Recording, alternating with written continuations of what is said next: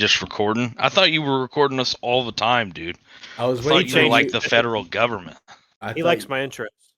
I was waiting for you to hop in because also I was sounding like a sad sack of shit over here because I just woke up. You gotta go get you a Diet Pepsi.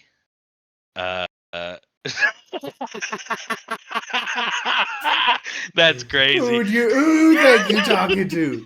Bitch. Damn.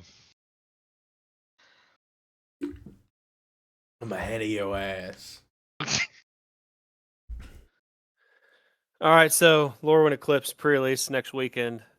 Wizards of the Coast has now put out all the spoilers, or at least most of them. I don't know for sure.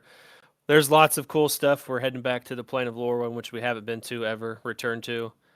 Lorwyn, Shadowmoor, Morningtide back in the day. Fairies, goblins, Kithkin, giants, elementals. It's that type of plane. And there's a lot of cool stuff. A lot of plays on some other cards, like everybody out there that knows the card Sneak Attack, Enchantment, 1 red, put a creature into play, haste, sacrifice it in the turn. Well, they got Meek Attack. Just let me go back up. Meek Attack is a play on Sneak Attack. However, Meek means small creatures. So, where is it? 1 red, 2 colorless. For an enchantment, 1 red, and a colorless to activate, you may put a creature card with total power and toughness 5 or less from your hand onto the battlefield. That creature gains haste. When the next end step, sacrifice that creature. Lots of interesting things you can do with these creatures. Creatures that have like special power and toughness when they're not in play could be used for this. Obviously, lots of unique creatures where you can manipulate power and tough stuff like that. So Meek Attack is definitely a card that I'm super excited for. We also have I gotta interject real quick. There's an off-putting art in here for me. The sapling nursery for the alternate art is like an old brother Grimm fucking dark, like it's snatching up children looking one. I don't like it. It's staring at me weird. Oh God. Yeah, the altar art is. It gives me what's that game? I don't know why it gives me vibes, but the game where you have the like ball of stuff and you keep rolling it around and collecting more and more. Beautiful junk. Katamari. Yeah, it like gives me the vibe of like something you'd see in that game. I was gonna say something completely different. The From Dust. From Dust. From Dust is kind of the same thing, but like you gotta like usher people from one point to another, and like there's water, lava, stuff like that. You gotta make a safe trip for them. Oh. Me and Cole played the absolute shit out of it, and it's one of my favorite like chill games. Yeah. But I forgot there's so many shapeshifters too. I'm kind of excited to see shapeshifters. I would have liked to see more powerful shapeshifters, I guess, but they gave us Morphon, so I can't cry too hard. Well, but there's some cool, funny shapeshifters in here. Well, the thing about shapeshifters is like they're as powerful as what the like tribe that you decide to put them in. Yeah, like dragons or slivers or whatever. Which you got more slivers, buddy. Yeah, not the way that I wanted. Orbital Speakers, the custom card that they started redoing because when they brought competitive Magic back, when you win Worlds, you get to have your card in the set, like the old invitational stuff, like Snapcaster Mage and all the old stuff from back in the day. So Formidable Speaker is John Emmanuel Deprov's card, which is pretty cool. 1 green, 2 colorless for 2/4. When it enters, you may discard a card. If you do, search your library for a creature card, reveal it, put in your hand, then shuffle. For a colorless, you can tap to untap another target permanent. There is I was telling Skags about this Yawgmoth guy I played at the recent Modern tournaments. He's talking about playing that in his Yawgmoth deck to untap Agatha Soul Cauldron, get another Agatha Soul Cauldron activation. There's a lot of stuff you can do, and it's not untap a creature, it's untap a permanent. So land, artifacts, everything. So it's a pretty good card. And they have a lot of cards that are going to work really well together. Convoke is back as a mechanic, so that's going to, because obviously it's a heavy creature based set. But Bristlebane Battler, which is a green creature for 2. Where's it at? That's going to be in a lot of combo decks. This is just one of the mini creatures. Obviously, -1 counters is a big thing because Wither is back, and utilizing Blight is a big thing for a lot of the cards in this set. So, Bristlebane Battler is 1 green, 1 colorless for 6/6 Kithkin Soldier, Trample, Ward 2. Enters with 5 -1/-1 counter, so it starts off as a -1/-1. But whenever another creature you control enters, while this creature has a -1/-1 counter on it, you remove a -1/-1 counter.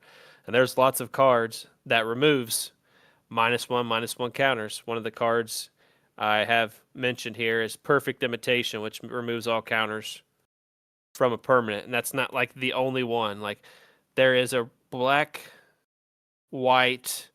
hybrid creature for 2 mana, which is really cool too. I like a lot. Let me find it. Black, white. It is a 1/1 for 2, hybrid black, white, flying, first strike, lifelink. When it enters, up to 1 other target creature loses all abilities. Put a flying counter on it, a first strike counter on it, and a lifelink counter on it. So utilizing that in some combination with some of these other cards is pretty hot. Ooh. Yeah. I definitely see that Formidable Speaker being ran in some combo decks. I do see Bristlebane being ran in like a decent amount of like aggro decks. That's not too bad. But there's one right here that I'm seeing. Reese the Evermore. That's Is it multicolored? No, it's 1 white and a colorless. Legendary creature, elf warrior. Flash, whenever he enters the battlefield, target creature you control gains persist until end of turn. And for 1 colorless, tap, remove any number of counters from target creature you control, activate only as a sorcery. That's pretty nice. Yeah, the blight counters is something I'm really interested in trying out. There'll be a lot of upcoming standard and videos and stuff when I do that. What about Goat Nap? They've got Goat. I mean, it's not Goat Napper, but there is a Goat Nap. It's gonna allow me to steal Quentin Slivers. No. We got the Ajani might be pretty good too. Being 3 mana, coming to play with 3, the plus ability providing a little bit of protection, and the 1/1 green and white Kithkin creature token blocker. The ultimates can be pretty good. I mean, second ability is not so great, 4 damage to a tap creature, but a planeswalker that protects itself on the turn it comes down is pretty good. I also like Morning Tide's Light, a white 3 colorless. Exile any number of target creatures at the beginning of the next end step. Return those creatures to the battlefield tapped under your control till the end of next turn. Prevent all damage will be dealt to you. Then you exile this card. That's pretty good. Anything where you can blink stuff for value. Now, Wither does not act like infect with damage, right? It does. To a player, no. It acts in a similar fashion to like damage to creatures, but the wither, the counters stay on the creature versus infect. I think infect Okay. counters stay on it too. But yeah, Yeah. wither doesn't do any poison or anything to a player. Okay. So it'll just do like regular damage to an actual player. Yes, sir. Okay. Cool. Well, I mean, that dragon's still not too bad. I think it's pretty good. The Spine Rock It's Tyrant. Yep. It's too bad that this doesn't cause the card I'm getting ready to say doesn't cause these to enter the battlefield. But each non-land permanent you control becomes a copy of target non-aura permanent.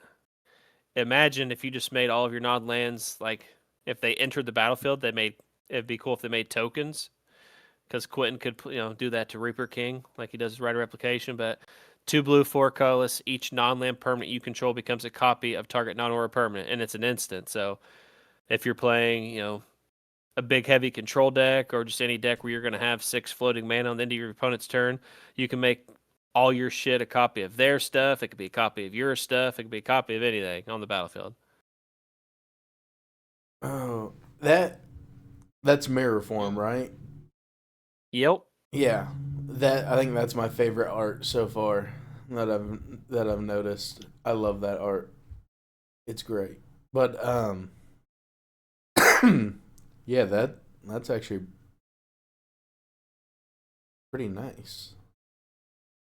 Could you imagine being able to somehow make it where the legend rule doesn't matter and you make everything a Sliver Legion? So They you have Yeah, got artifacts. using Grave Mother. Grave Mother does stuff where you ignore the legend rule.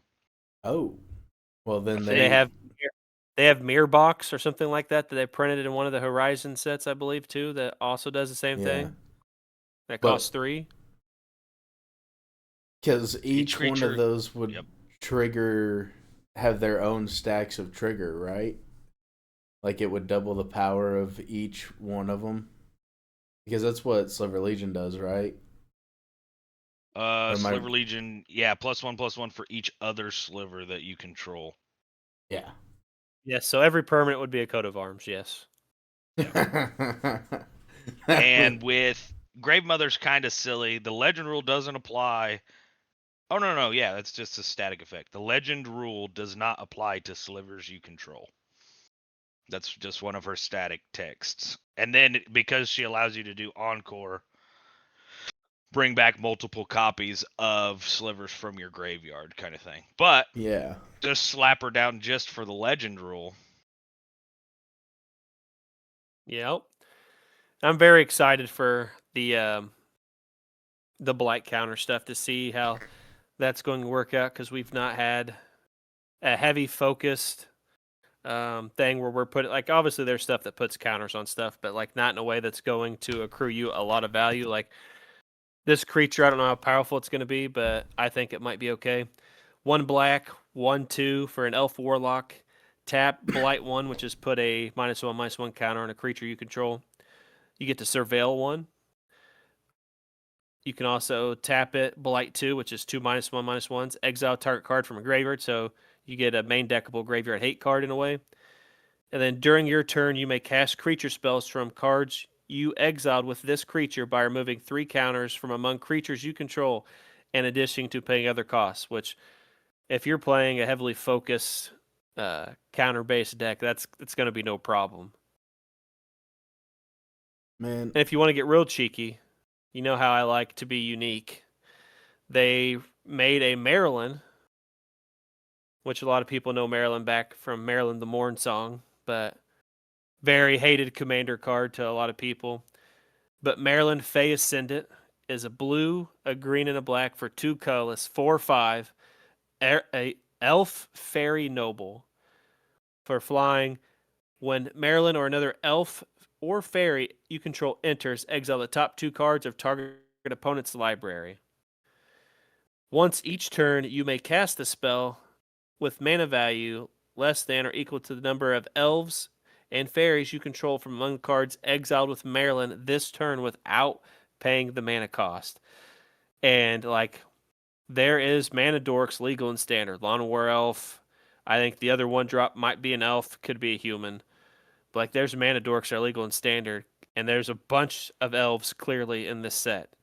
Could you imagine, in a way, playing like, it's not a storm deck, but could you imagine just shitting out a bunch of elves, exiling a bunch of cards from your opponent, and then casting a bunch of their spells and shit? Because as a surgical extraction player yourself, because you had the surgical extraction deck, they blue black is prime colors to be able to cast your opponent's stuff. So Yeah. I could do something cheeky and do like some crazy elf storm deck or something. The last thing we need is Chris piloting Elf Storm. Hey, you never know. Sometimes you got to get creative before people actually make it a good deck. I could make a pilot and elf storm deck. It becomes a pro tour meta deck. Who knows? That's true. Maybe they're waiting for Quentin to design a sliver deck based off changelings and standard. Yeah. I think elves are definitely going to be very good in standard after this. Elves are good all the time. Yeah, and but go ahead. The thing is though, like that, I don't know. I haven't really ran into a lot of just elf decks on MTGO lately, but I am about to. That's for You sure. will be. The last time an elf deck was really good in standard was, I don't know if like when they made like the green ley line, if there was an elf deck that was good in standard at that point, there could have been. But the last one I remember was like M11 or like that era, back like Gamers Connection. I'm talking about Chris working at Wendy's era. Mono green, Dungrove Elder, like there was elves decks back then. But I think elves will probably be a very prime candidate. But a lot of the humans and stuff from Avatar, like I got the Spotlight series this weekend is a lot of the people are playing obviously different decks because Avatar just came out a few weeks ago, and Bailey is at this tournament, so hoping to see Bailey on camera. But humans in standard is really popular. They got a lot of decent humans that have different abilities that do stuff. So changelings are also humans, and so we'll see what happens. They have a card I think is a sleeper card. I don't know if this card's going to be good, but I want you guys to remember this card. It's called Gathering Stone. It's a 4-drop artifact. As this artifact enters, choose a creature type. Spells you cast of the chosen type cost 1 less to cast. When this artifact enters and at the beginning of your upkeep, look at the top card of your library. If it's a card of the chosen type, you may reveal it, put it into your hand. If you don't put the card into your hand, you may put it into your graveyard. It's a big card to accrue value over time. It's easy to cast with mana dorks, which exist in standard. And if you're trying to do some graveyard style stuff, it also facilitates that. Not like a major focus, but has the potential to be decently good. I think that's my sleeper pick. But I've not looked at all these spoilers because I looked at them before they spoiled everything. The Hexing Squelcher yet? No. What's that? What color? Up towards the top, it's 1 colorless, 1 red. It's a goblin sorcerer. The spell can't be countered. Ward pay 2 life. Awesome. That thing is crazy. Spells you control can't be countered. Other creatures you control have ward pay 2 life. Wow. You know what card? Let's give that to red. You know what card that's better than Skaggs? Rakdos Cackler. Goat Napper. Goat Napper can accrue value, whereas Rakdos Cackler cannot. Rakdos Cackler does accrue value. It beats you down and kills you. That's the best value there is. I might put Hexing Squelcher in Animar. Hexing Hey, Squelcher you know what needs to accrues go in more everything. value than both of those combined? Cloud Shredder Sliver. Is 2 that the red drop, white one? flying, Mm-hmm. Nope, red one. haste. No, I mean, Rakdos you're not Catholic. wrong. But have you looked at any of the evoke elementals queue? So go down to where it's like multicolored and they're right at the top. Those bitches will be played in quite a bit of stuff, I'd imagine. I'm pretty sure 2 of them at least. I have emptiness on my list of cards because I was gonna say all the names are so cool too. Oh, Wistfulness. The art on Wistfulness is crazy good. Yes. I think emptiness will be played probably for both of its things.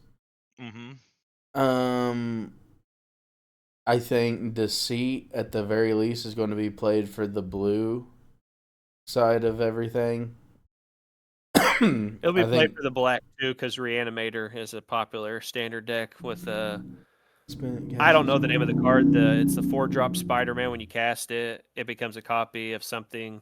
It enters as a copy of a creature in your graveyard or something like that. So, being able to make them discard their Spider-Mans is going to be pretty good, especially if you can put it on a creature. Yeah. Okay, fair enough.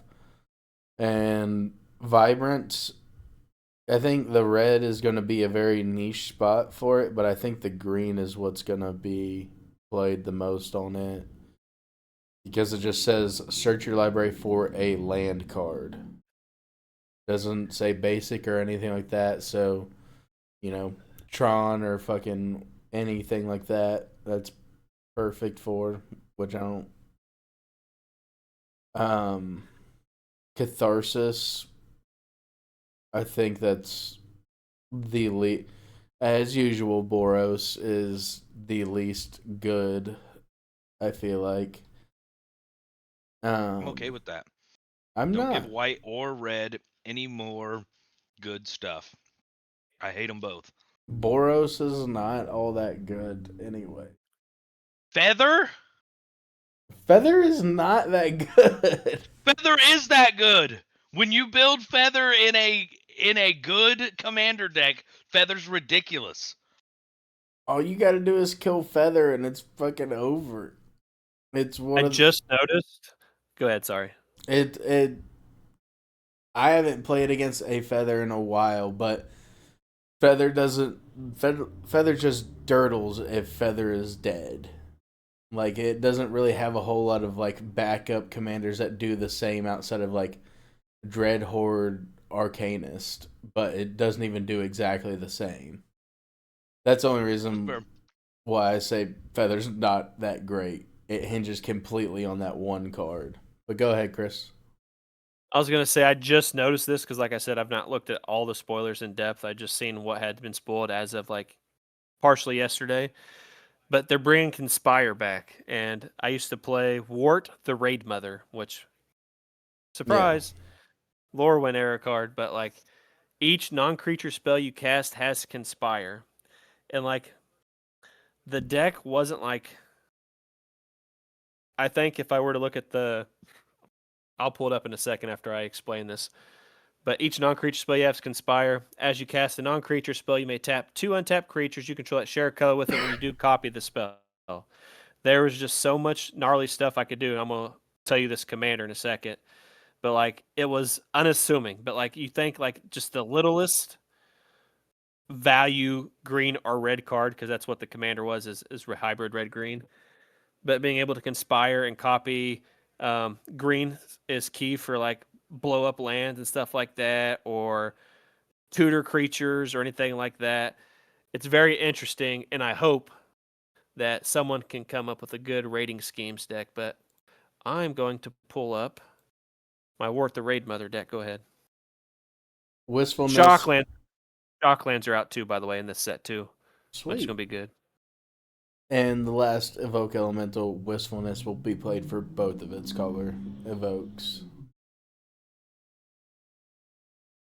I love the Noggles, man. The I was little gonna say that's what I was just looking up. The Noggles, they're like donkey folk. Yeah, Are you looking at Noggle Robber? Yeah, Oh, that seems like an innuendo for something. those are cool. I always thought it would be funny to have like a um. They do all the ass. I was gonna say ass stuff. They do all the ass cards Butt stuff. in the silly sets. Why can't I fucking remember what they're called right now? The not standard sets. What are those called? Unsets. The unsets. So I was like, what? They don't do like donkeys. I'm sure there is like a donkey card that's like a horse, so its creature type is donkey, but the Noggles are cool. Hey, I'm looking at some of these shapeshifters and these changelings and stuff like that, and you got quite a bit of good stuff in here actually, Q. Oh yeah, yeah. Like the changeling wayfinder, Mm. perfect. The Which I mischievous think sneakling. that is that a reprint, Chris? Am I remembering that right? I think Changeling Wayfinder has been What a color? staple. It's I'd have to look at it. colorless. Changeling Wayfinder.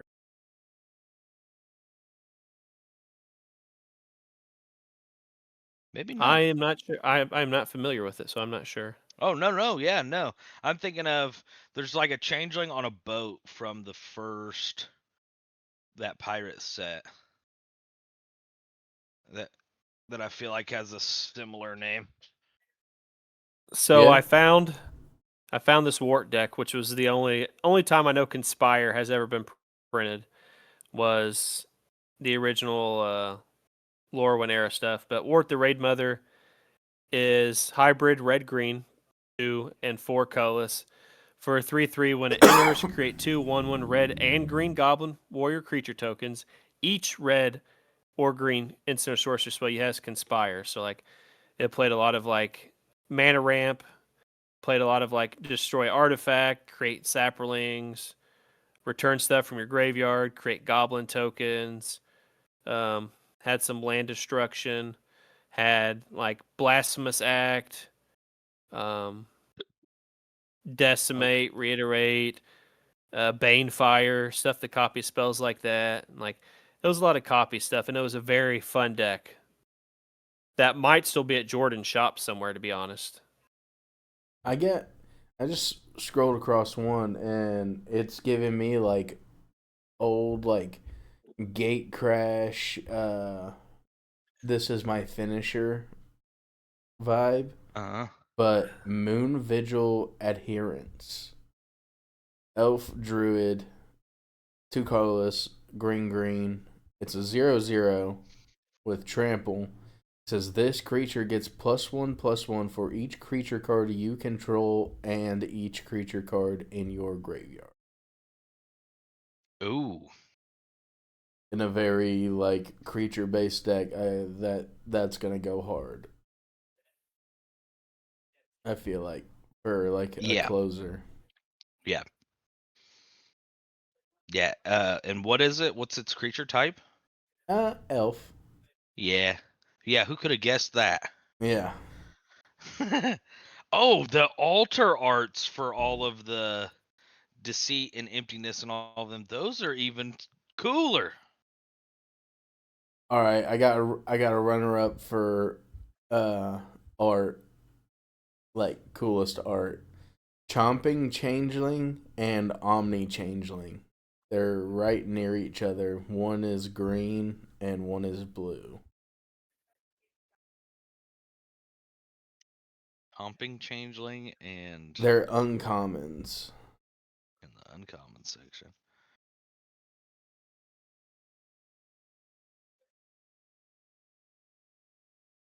If you're Omni changeling, is that one that you said? yeah, Omni Changeling Yeah. and then I think it's Yes. Chomping Changeling. Yep. Yeah. I like Omni changeling so far has been like my favorite, not Are you full on Mythic art, not crazy spoilers? art. Yeah. Chomping changelings all the way to the right and then up one. Yeah. Yeah, I don't know. That's that old style. It hits sometimes, but On that one, it hits for me. is he like eating the sword? He took a Yeah, bite out of the sword. yeah. That's pretty good. Bitter Blossom, not Bitter Blossom because it's like Bitter Blossom. Bitter Bloom Bear, Bitter Blossom on a creature. 2 black for a 1/1 flying flash. Beginning of your upkeep, you lose 1 life. Create a 1/1 blue black fairy creature token with flying. Now, one of my things I enjoy most about Magic is being able to have the creativity that we can have when we build decks. So there's always cards that sit in the back of my mind. It might be sit in the back of my mind for a week, month, 6 months, a year. But I tell you, I don't forget about archetypes or creatures that I've thought about in the past. So we talked about, I don't know, it's probably like 5 or 6 episodes ago. I don't even remember. This is episode 20, so it had to have been like halfway back in the day when we first started the podcast. But we were talking about our favorite creature types. And obviously Quentin said slivers. I forget what Skag said. It was probably dragons. But you Dragons guys or were shocked. warriors. You guys were shocked when I said fairies is probably my favorite. I've always been wanting to make fairies work. I had a blue-black fairies in Modern. Wasn't quite good enough. I've played Merfolk. I've played all the cheap creatures that are supposed to be unassuming and not dangerous, like dragons, like slivers, like dinosaurs, just all the things you think that just trample over these little creatures. There's a card that's been in my mind since Modern Horizons 2 when it came out.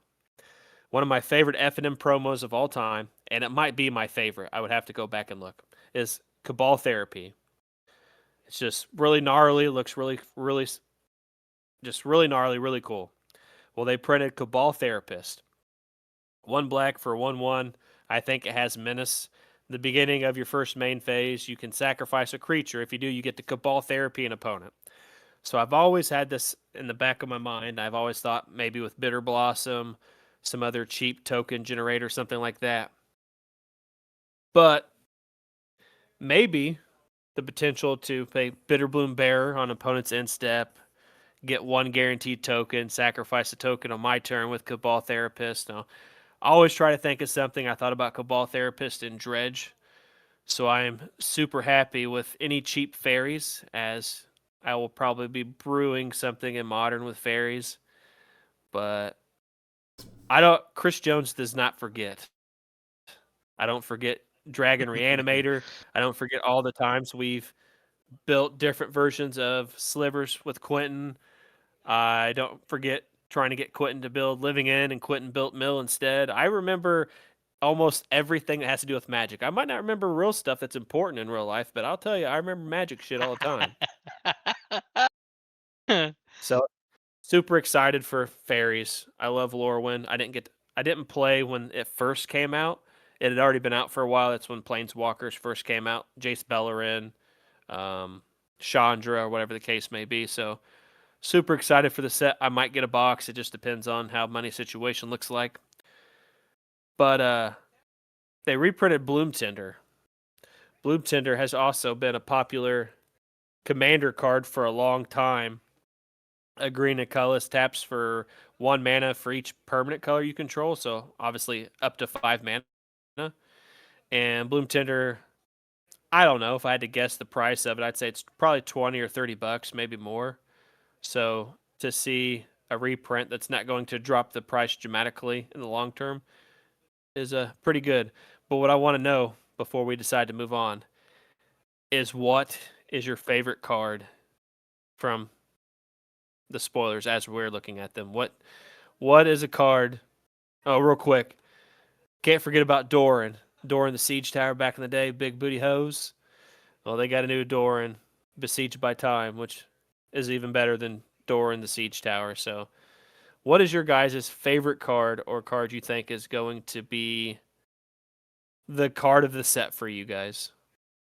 One I just found, my favorite art It is in the uncommon section. It is the Shine Striker.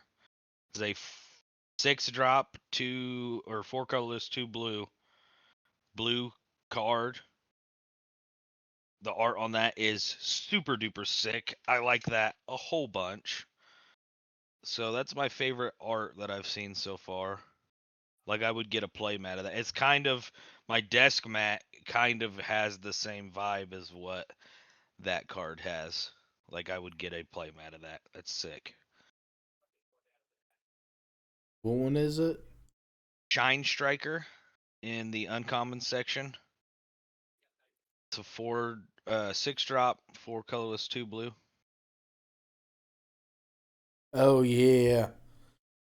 I've seen that one. That one's pretty cool. I don't know. I think especially with all the elves and the merfolk stuff that's in here and the elementals, I do think that the Chronicle of Victory is going to be a very big thing. It's a 6-drop legendary artifact. As it enters the battlefield, choose a creature type. Creatures you control of chosen type get +2/+2, have first strike and trample. Whenever you cast a spell of chosen type, draw a card. Nope. Yeah. Mirror form. It's gonna be the most useful for me, I think. Mirror It's a form. tie for my favorite card of the set. This isn't necessarily just the art. Art is difficult. I really like Meek Attack art. You could just picture if you, me, and Skags were goblins, Quentin. Meek Attack is just us three plotting, scheming to kill somebody or something. But Meek Attack and Moon Shadow, I think, are the cards that are like. There's a lot of standout Oh cards yeah. to me, and it's really close. So when I make my top 5 or my top 10 video and article for the website, it's gonna be hard. But Meek Attack and Moon Shadow are two standout cards I think will be my favorites. Yeah, I kind of like the regular art for Meek Attack more than I like the alter art. Yeah, the regular art's the one I'm talking about. Like if me, Yeah. you, and Skags were goblins, that's Yeah. us. I call the one right up in front who's got the little green tunic on.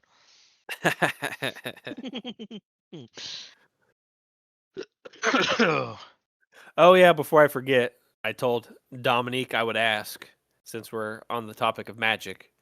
Um, I'll tell Quentin what happened yesterday too while we're on Magic topic. Dominique wanted me to ask you if you're still interested in playing a couple tournaments when you get back to being shop focused, Skags. Yeah, I gotta get to that. I gotta get to that point.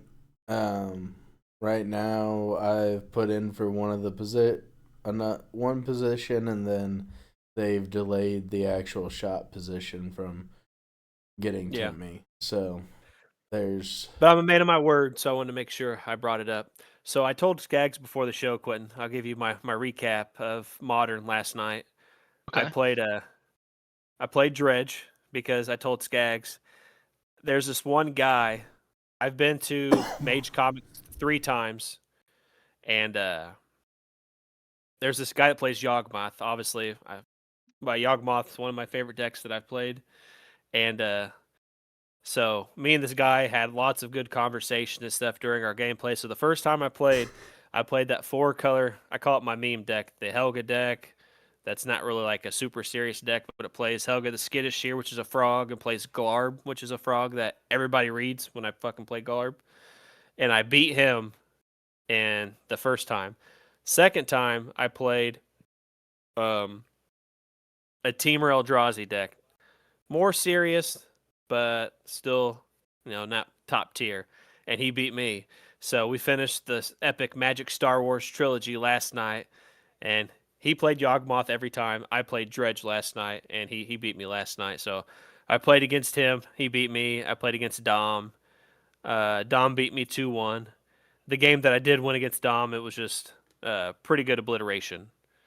And I kept there's a lot of crisp mistakes. I kept a lot of one land hands. I probably should have mulliganed, but I live life on the edge too much, and sometimes just like Icarus, I flew too close to the sun and got burnt. And then third round, I played against a Boris Energy guy, which was a cool guy to play against too. And I conflagrated his whole board, and that was the game I won from him, which was pretty funny. And then I won the last round, so pretty interesting.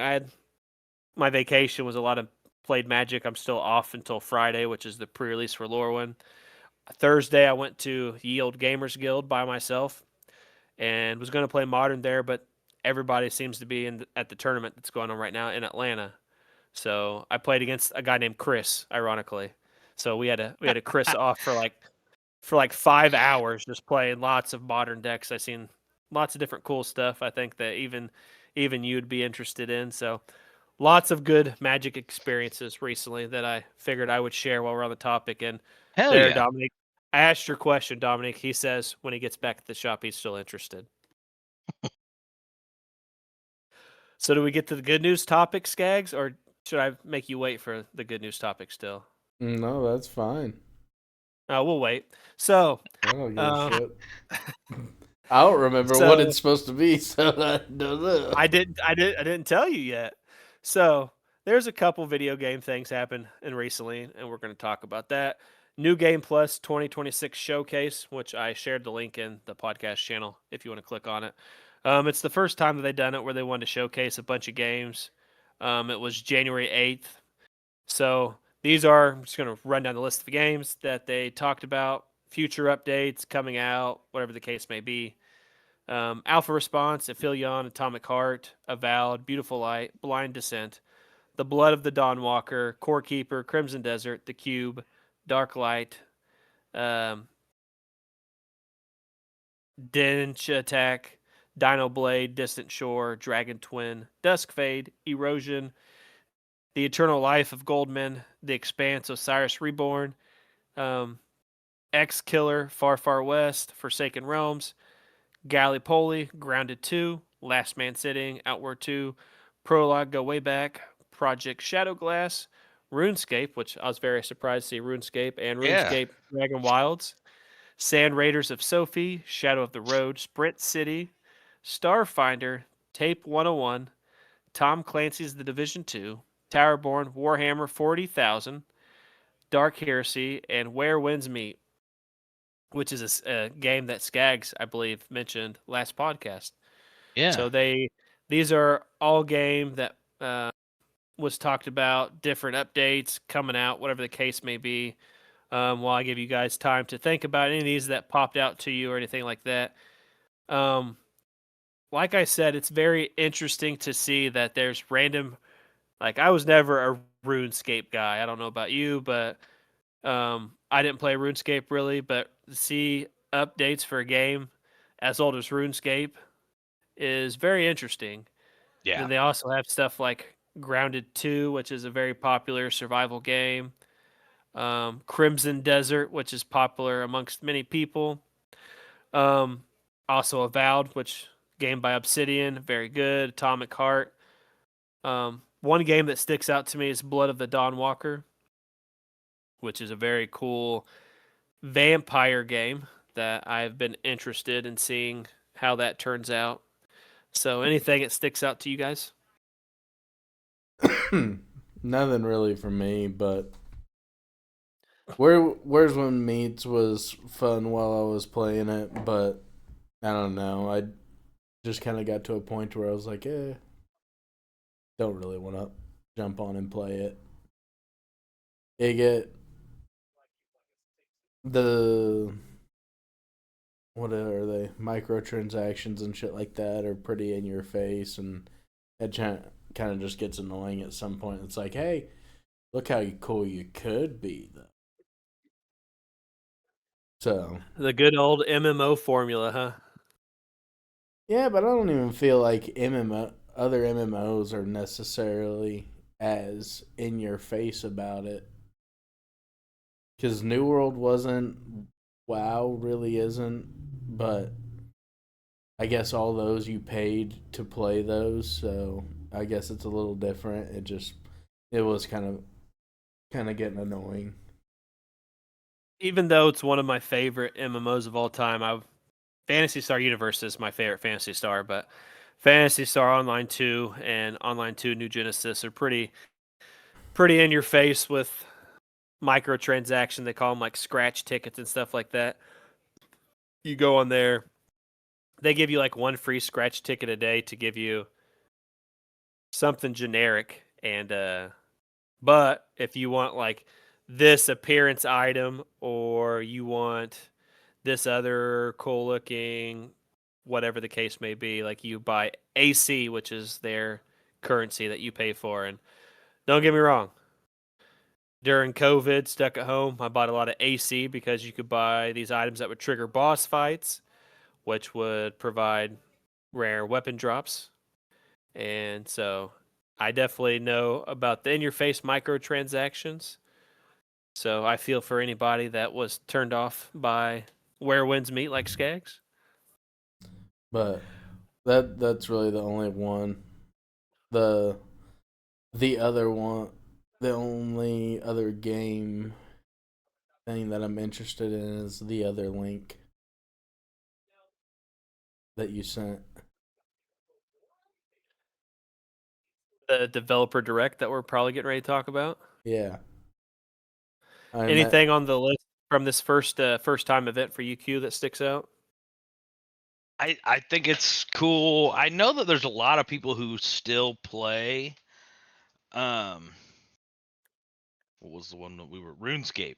Like a surprising amount of people still play RuneScape. So I think yeah. it's cool that they are still doing updates and still keeping up with it. I've heard that it went from, because RuneScape used to be free, right? Yeah, it used to be free. And now there's like a paid version that you can play. So I'm sure that's obviously why it's still going. But a lot of people still play RuneScape, so that one's cool to see. Is that Grounded? That's the game where you're like Honey, I Shrunk the Kids, and there's like Yep. big bugs and stuff, right? Stuck I've never stuck in the played back any of there. those, but they looked fun. I told you this before, which is why I said if I was going to play, actually dive into like a game of like Fallout 76, like with as creative as I can be with Magic decks, Yu-Gi-Oh decks, trading cards and stuff like that, I'm just surprised I'm just not better at games like Fallout 76, Grounded, Minecraft. Like I don't know why, but my creative juices don't convert to survival games, and I have no idea why. Yeah, I don't know, and that's kind of I don't feel like creative survival games are like a very creative outlet game. That's I my. mean, you build bases and But it's craft different items and gear and stuff like that. You can get creative with how you build the bases. Like in Fallout 4, I'm assuming you guys have both tried Fallout 4. You go through, you have to, at different aspects, you have like these uh, outposts, yeah. and you can protect the outposts. You have water, whatever the case may be. Like I literally did the bare minimum of whatever I played through, and like the big one where you actually live at before you go into the fallout shelter or whatever. Um, I literally just put walls up. There's no roof really on any of the buildings I had to put roofs on, and I just put a metal platform from roof to roof and just put a turret. Like that was like my creative ideas. You It did more just than me. The only thing I did was I made a purified water thing, put it in the river, put enough generators to give me pretty much unlimited purified water, and it also gives you unlimited money at that point too. But it I don't I imagine you're kind of like me in that it doesn't really speak to like the the stuff that you necessarily have fun with. To me, it's like okay, I want to have fun like creating like a build for like combat or something because that's where I'm having my most fun at. And like Fallout, you get to do it a little bit. You get to do it to a certain degree, I guess is what I'm saying. And it's sometimes it's the little weird things that like give me like that enjoyment. Like, um, obviously in Fallout 4, at different instances, like super mutants can attack your area, raiders, whatever the case may be, and like there's this thing I did one time where I literally just had 4 turrets, and I was just like back to back. So like picture like a plus sign, and the back of these turrets were back to back, obviously connected, power wire, whatever the case may be, and like they just unload on mutants and raiders and stuff. So just the little things interest me. I do want to give a shout out to my old roommate, Fat Trevor, because there is no one's mind I know. Not saying I know Trevor's mind, but there's no one's mind that I know that is going 1,000 miles an hour like Trevor's. Trevor literally created, I forget what it was. It was either like the entirety of like Hogwarts in Minecraft or Lord of the Oh Rings man.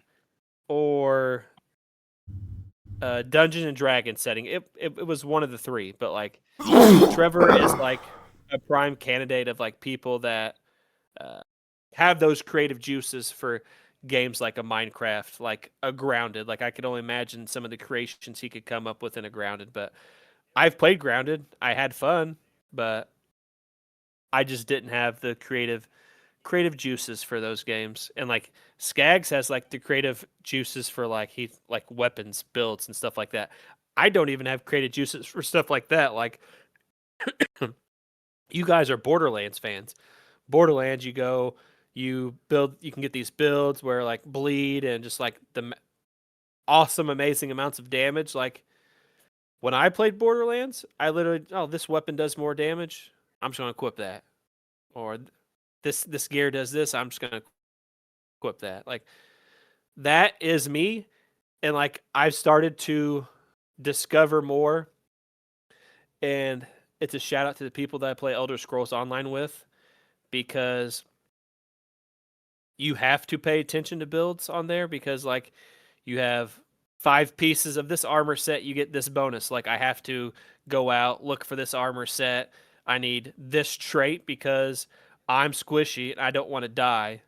And my important job is spamming negates, which if anybody falls in the radius of this, they can't do shit. Stop spells, abilities, everything. And I need to stay alive because I have one of the most important jobs, which I usually stray away from when I play MMOs. And so I will say I've been paying attention to like builds and stuff more lately, but even like a game like Borderlands, I'm always just equipping like what the next cool thing is. And I feel like when it comes to Borderlands, Borderlands is kind of like, I don't know, it's weird in that like even with a build, unless there's like a bug or like one giant like weird interaction, your builds don't really change all that much even when you're making a build, more than like I like to use shotguns, so all my damage is put into shotguns, so I do decent damage with shotguns. And I think I think when it comes to Borderlands builds are pretty lame in all honesty. So I don't think you were missing all that much. And uh, Monster Hunter is kind of like that, but I think Monster Hunter is better still Yeah. because you can go all in on like one style of play, and you can see the damage and the how it's better once you kind of get it together, like burst versus aggravator and stuff like that. And like I haven't really played with an aggravator build, and I've been playing with one, and I'm starting to realize and notice like how good it is. Now I just need to be able to be good enough to play to actually take advantage of it. because aggravator is like you gotta wait for the monster to be angry, and when it's angry is whenever it's trying to kill you the most. It's trying to it's moving all over the place, and you can only take advantage of it for so long. Where like I was running burst for a while, which I've been What the fuck is wrong with you? I've What been was that? I have no idea. I fucking don't know. A, That a was off goose of one of popped up my screen. it was one of my fucking tabs that just started talking. I don't know what the fuck's wrong with me. That scared the shit out of me. Oh, god damn. Yeah, Skag, what the fuck is wrong with you? I don't know. But oh, where the fuck was I at? Oh, Monster Hunter build stuff. I just got to get good enough to Aggregator. actually play with the builds. And when it comes to Borderlands, like you can just kind of fucking play however you want. If your thing says you do more damage with shotguns, use a shotgun. That's just kind of how it goes with that game. I usually just use the weapons. Like even Call of Duty has like air quote meta weapons or whatever that people think are the best, but I just use the stuff that I do the best with. And that's I just use kinda snipers. bro. For me, when you're doing a survival game, and this is gonna sound a little bit disrespectful, but it's not meant to sound disrespectful. You guys don't like survival games. No.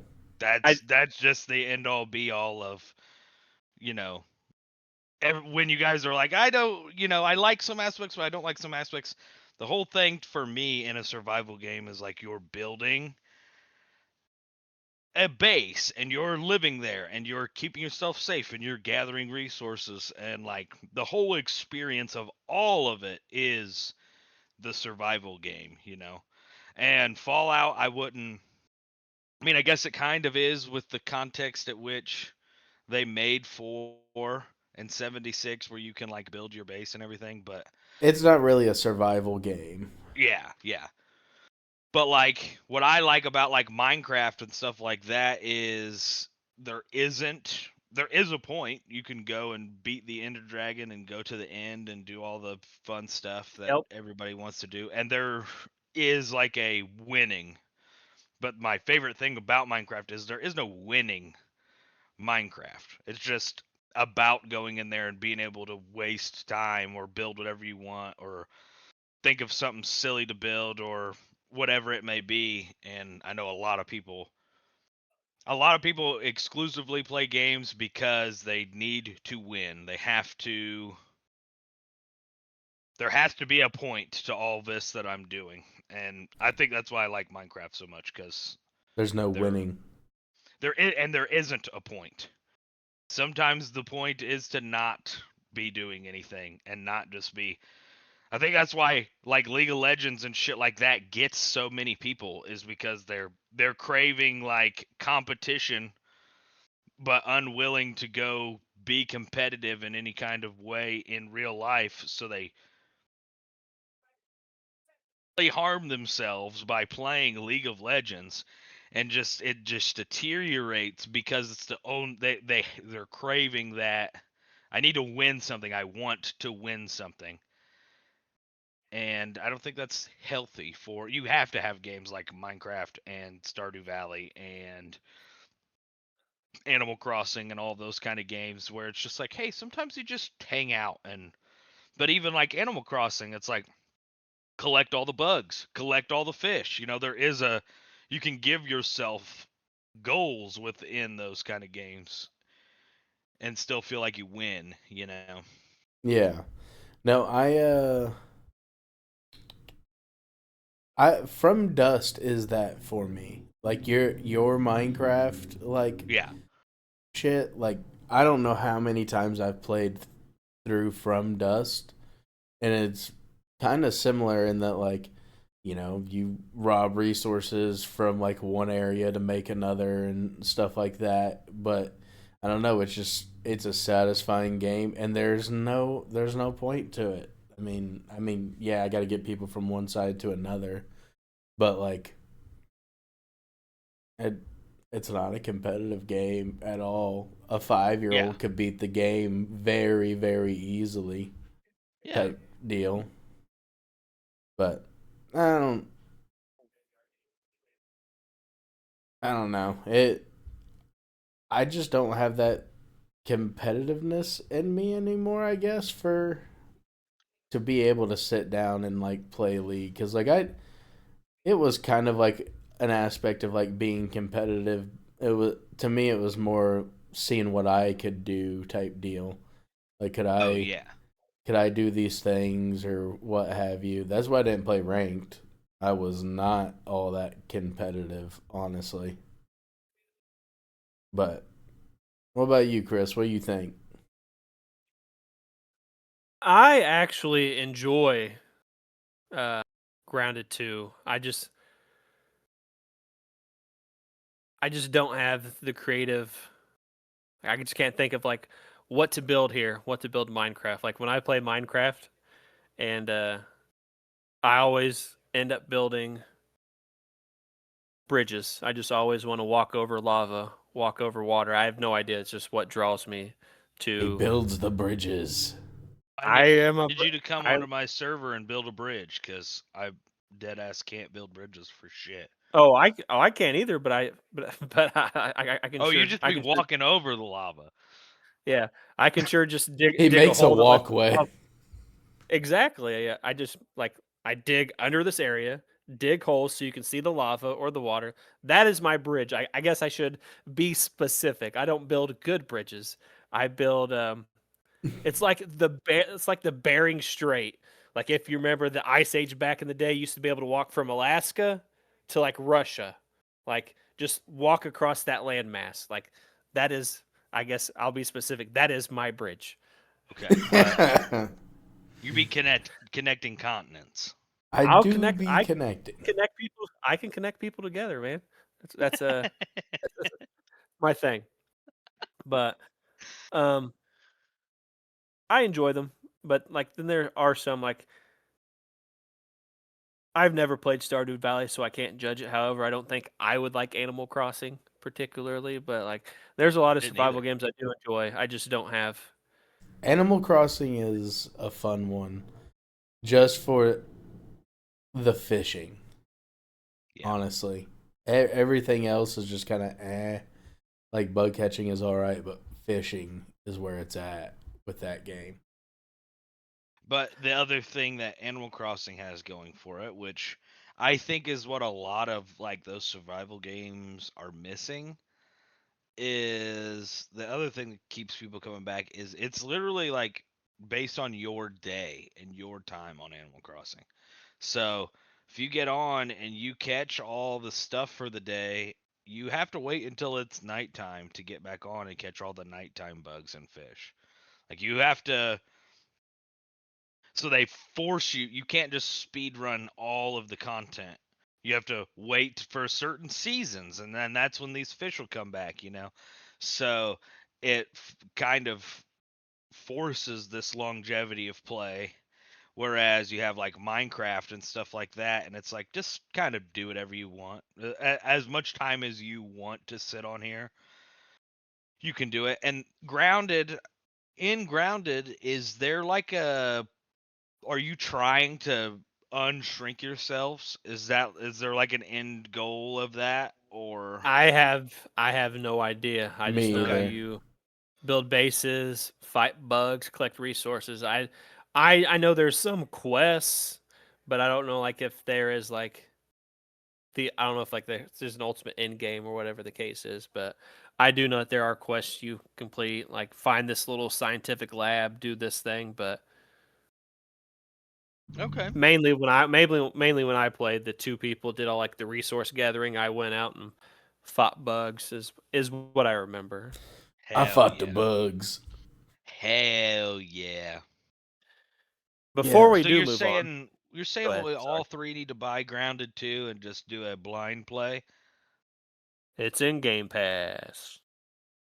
I don't be doing that. Oh, I was gonna say, if you and Skaggs want to buy Grounded 2, What even is this fucking game? You're a small person who fights bugs with toothpicks, dude. What more do you need? Oh toothpick. shit! Okay. Out of all the like survival games, this one actually did look kind of fun. But It looks fun. Obviously, you don't want to be out at nighttime and stuff like that, like typical survival style situations. okay. I Maybe do we wanna get mention- grounded. Maybe we can get grounded too or something. That's Okay. fine with me. As be we're looking talking it up. about game updates, we looked at I forget the name of the game showcase. The first, like I said, first time they did this type of event. I do want to say I also seen an update this morning on a YouTube commercial that being Skaggs has recently played some World of Warcraft. I figured I would mention it real quick. That Mist of Pandaria is coming to WoW Classic soon. Ooh. Don't they always just come to WoW Classic? Like that's the thing with WoW Classic is that WoW Classic they is get to pretty the much the game started over again, and they will be releasing the expansions kind of in a linear fashion as they were released back in the day. yeah, but then don't they just get to the end and then they restart it all over again? I Or don't have think they so. not got to the I end? don't think so. they're- I don't think they've I gotten think to the end. I think mechanics and stuff like that. They're using a lot of like classic style stuff, but I also don't. I haven't played World of Warcraft in years, so to be honest, I couldn't give you an accurate update on that. Yeah. Okay, well, that's how I thought that it was done, so I didn't think it was a big deal that Mist of Pandaria was coming out. Maybe it is a big deal. I don't know. No, yeah, it is because they couldn't in Classic. They couldn't play like the Pandarians. I think that's what they're called. The Panda people are not even in Classic. So Okay. that also all those expansions coming out will give you the new uh characters that came out, the new areas that came out, all that fun stuff. I think I wonder if they'll do an OnlyFans for it. Another A one. what? An OnlyFans. Have they been doing that? I thought you said Every OnlyFans. No, OnlyFans. It's the thing that ruined pirate software. uh But it's a group of YouTubers who all form a clan and they play on Classic WoW. I thought they play hardcore though. yeah, they do. Yeah. But the So I guess I know but back in the day there wasn't really a hardcore like server or anything, so you just played on like normal servers and you just deleted that character. yeah. Yeah. So, but I seen a thing that was it was like a clip or something from Soda Poppin' where he was like, "Yeah, no, Tyler said that he was going to he was definitely going to do the next one whenever we decide to do it, and he was going to be he was going to like co-run it with me." And I was like, "You know what? That's actually pretty cool. That's I'd really fucking cool. watch it again." And then instead of doing clan leaders, they need to just do Soda is like orcs and T1 is the Minotaur people. Like split. Instead of having all of the different factions, just split it between two. Or just It's funny have it an overarching like good guys, bad guys ones. Yeah. So say it's funny you mentioned Soda Poppin' because I can't remember if he was the first. He was either the first or second Twitch merch I ever bought because I really liked the fucking shirt. Didn't really watch Soda Poppin', however, I like the purple fucking shirt. So I had Hell yeah. for a long time I had a Soda Poppin' shirt until it shrunk because Teespring's clothes aren't the best. Yeah, no, that So moving on to the good news. Go ahead. That I hope it happens because that was actually a very entertaining portion of my life because everybody was fucking over everybody in that OnlyFans group. The And drama was crazy. the here, real quick before we move on, did you know that they took a personality test to determine who they were going to be, like which Yes, race they were I going to did. do, Yeah. and then everybody that ended up being like the what was it, the undead ends up being a shitbag. Yep. I was like, oh damn, that actually worked out pretty well then. Yep. But all right, we can go on from there. I just thought that was funny. So recently, Skaggs has been a Debbie Downer in some aspects in regarding certain gaming franchise and potential future updates for this potential game. And your boy Chris Jones, Lord Chris, C Unit, has the last couple episodes, probably 2 or 3. I said, make sure you clip this, make sure you bookmark this, make sure you save this, because there will be Fable news in 2026, and Fable will be coming out. So, Developer Direct returns January 22nd. Watch Fable, Forza Horizon 6, and Beasts of Reincarnation gameplay direct from the studios. This article reads as follows. It's real short. 2026 is going to be an incredible year for Xbox players. You might even call it a fabled year. To celebrate, we're kicking it off with the 4th installment of our Developer Direct broadcast on January 22nd, bringing you news, new gameplay, and insights directly from our incredible teams working on the titles coming this year. Presented by the game creators themselves, Developer Direct will once again give you an inside look at not just the games, but the studios working to bring them to life. Fittingly for Xbox's 25th anniversary year, that includes the return of some of our most legendary franchises, which rub shoulders with brand new titles from one of Japan's most beloved studios. The show includes not one, but 2 titles from Playground Games, with the UK studio bringing the first extended look at Fable, as well as the debut of gameplay for Forza Horizon 6. We'll also be taking a trip to Tokyo to visit legendary Game Freak, offering the first in-depth look of Beasts of Reincarnation, which was revealed at the Xbox Showcase last year, which I was at in person. Gives you the time to tune in 1 p.m. Eastern on January 22nd. In regards to Fable, they say Playground Games welcomes players back to the fairy tale land of Albion with the first in-depth look at Fable, one of 2026's most anticipated titles. Devs from Playground team will unveil the magic and mischief that awaits players in this fresh new beginning for the franchise, including a first look at some stunning new gameplay. Of course, the core themes of Fable will all be there: choice, consequence, drama, action, British humor, and of course, Skaggs' favorite, chickens. All reimagined for existing fans and new I'm a players chicken alike. kicker. Forza Horizon 6, the Forza team from Playground, will share a deep dive on the much anticipated Forza Horizon 6 as the open world racer takes players to beautiful, contrasting landscapes of Japan. The segment will deep dive into the very first look at gameplay, including reveals of new features and how Japan comes to life in the stunning new installment. And then Beast of Reincarnation. Join us as we delve into Game Freak's intense one-person, one-dog action RPG. For the first time, Game Freak will reveal details of our protagonist Emma's innovative plant manipulation actions and gameplay with her canine companion, Ku. In Beast of Reincarnation, a profound and dangerous world unfolds in post-apocalyptic Japan. Discover the development secrets behind its creation in Developer Direct. And before I open the floor and we discuss this, there's currently these 3 games announced.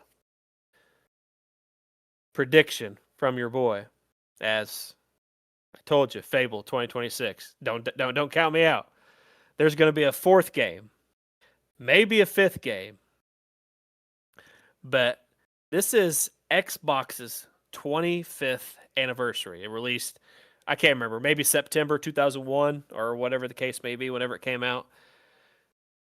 there will be Gears of War E-Day also shown at this show. And or they'll show extended look at the at Halo's. There'll be Halo there, but Gears of War E-Day for sure. Potentially also Halo will be the fourth thing because they always do. And one more thing. What's better than Xbox's 25th anniversary than showing Gears of War and or Halo as well? So we'll open the floor. Skax, you first, my boy. Fable, Forza Horizon 6, and I know you're not as familiar with Beasts of Reincarnation. What do you think, sir? Well, I'm glad to see that they're actually talking about Fable, but I will not get too excited about it until it's actually releasing. When we have a release date, I will admit that it's gonna be that I'm wrong, and I will be happy to admit it. But Until that is downloaded on my computer, yeah, I'm not saying nothing. pretty much, because we got so far as to get a release date and a demo and everything for one of these previous times that Fable was going to be getting a sequel, and we didn't get anything at the end. So, I mean, at any point they can be like, nope, never mind. How about we don't do that? So, I'm happy that we'll be getting another look, but I'm not like, oh my god, it's actually happening. I'll be that way whenever we're almost to release date. So, you might not trust Xbox and Fable, but you should trust Chris. And I've never. Are you working on it? This man has Fable if stock. I was, if I was working on it, I couldn't tell you anyways. I have something that somebody's working on Fable would say. I have PTSD. I do know somebody that did work on the initial teaser trailers and stuff, though. Which I thought was a good teaser trailer. Yeah. Keep more of that. I'm actually more confident that Fable's coming out this year than I am in the Forza Horizon 6. So, but I believe that's coming as well. So. Yeah, but Forza's definitely gonna happen. Like that's not a if and or but on that. But Fable's been canceled so many times that it's not surprising if they just say no again. But it's also never made it this far as to where they're going to give you a release date. Like, you will get a release date January 22nd for when Fable's coming out. We have made it that far. We made it as far to have a release date and a demo in our hands. And Fable Legends did not have a confirmed final release date, if that's the game you're referencing. The multiplayer one, is that what you're talking about? I don't remember at this point. I thought it was just called Fable. Or Fable 4, one of the two. I remember Fable Legends, which was like a multiplayer type thing, is what they were trying to do. That's the last Fable that I remember. There's been like 2 or 3 iterations of it, but one got to the point of having a demo and a release date, and they did such a bad job with the game that people either one couldn't play it, like I couldn't play it, and two, like didn't like it, that they just said, all right, cool, well, we're done. We'll just cancel this game. So you fear for naught, sir. That will not happen. I fucking hope not. Save this video. There's a lot of videos being saved. You keep saying it. Trust your boy. I trust you. I don't trust them. I might not have many connections, but I do talk to a few people. I just don't trust the people who are actually making the games, or had not necessarily like Playground Studios, but those people in the suits that get the say on like what gets to be worked on and shit like that, because they could just pop up and be like, "Hey, we actually need more people on the new Forza game, and Forza's gonna get all the support, and Fable's gonna get shafted." What do you think, Q? Like I said, I'm not jinxing nothing this time. I'm not doing anything crazy until it is actively downloading onto my system. I will not have an opinion on this. What do you think about Forza? To both of you, what do you think about Forza Horizon 6 and Beast of Reincarnation? I know you don't have as much experience with Beast of Reincarnation. We talked about it very briefly on our podcast episode after I came back from June, but we didn't really talk about it. But we did mention Forza Horizon 6 quite a bit. Yeah. Forza, I'm actually pretty fucking hyped for, because running around in Japan sounds fun, and some cars. Oh no shot! If it's in Japan, I'm not usually a big. It is. Mm-hmm.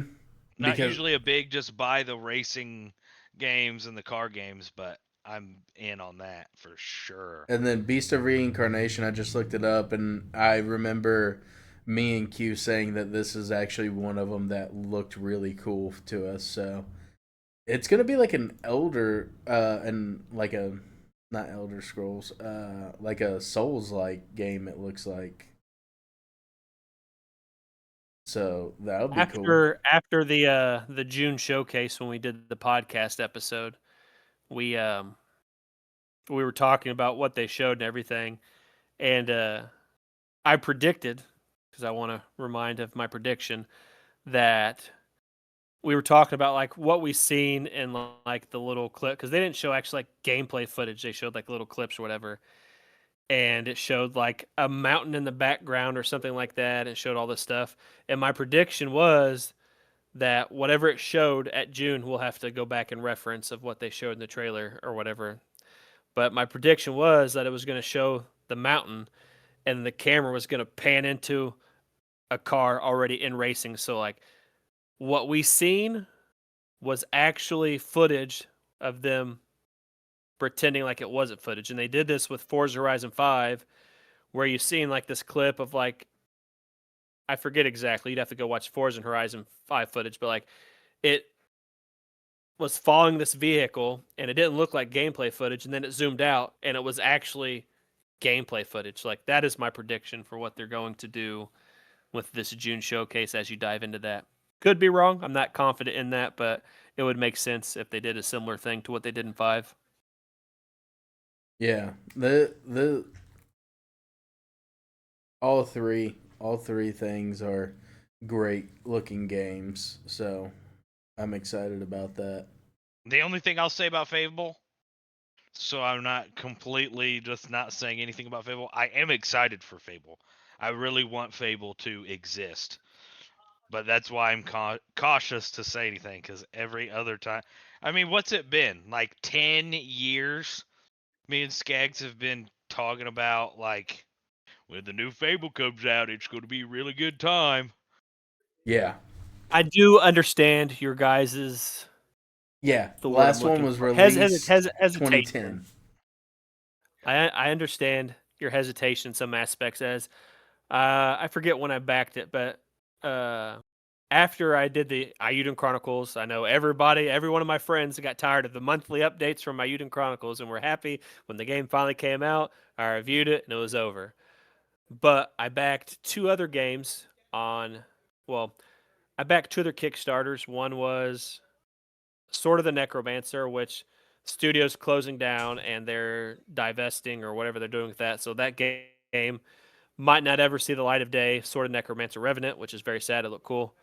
And then I also backed another video game Kickstarter, which was a double one called Penny Blood, which is the spiritual successor to, I'd say probably, I haven't rated my top 5 favorite series, so I don't know, but it's probably top 5 favorite video game series. It's called Shadow Hearts. It's the spiritual successor to that and a smaller version. And then Armed Fantasia to the End of the Wilderness, which is a spiritual successor to Wild Arms, a game that came out in Jordan's younger days of video game era. And we've had no news from either of those games. And I did monthly updates for many months on Penny Blood, all of this stuff in general.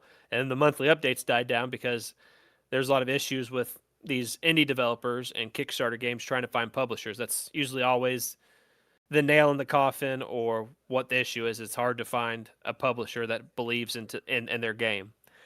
So we haven't had an update for this in a while, and I've been wanting a Shadow Hearts remake. Obviously, it's not as well.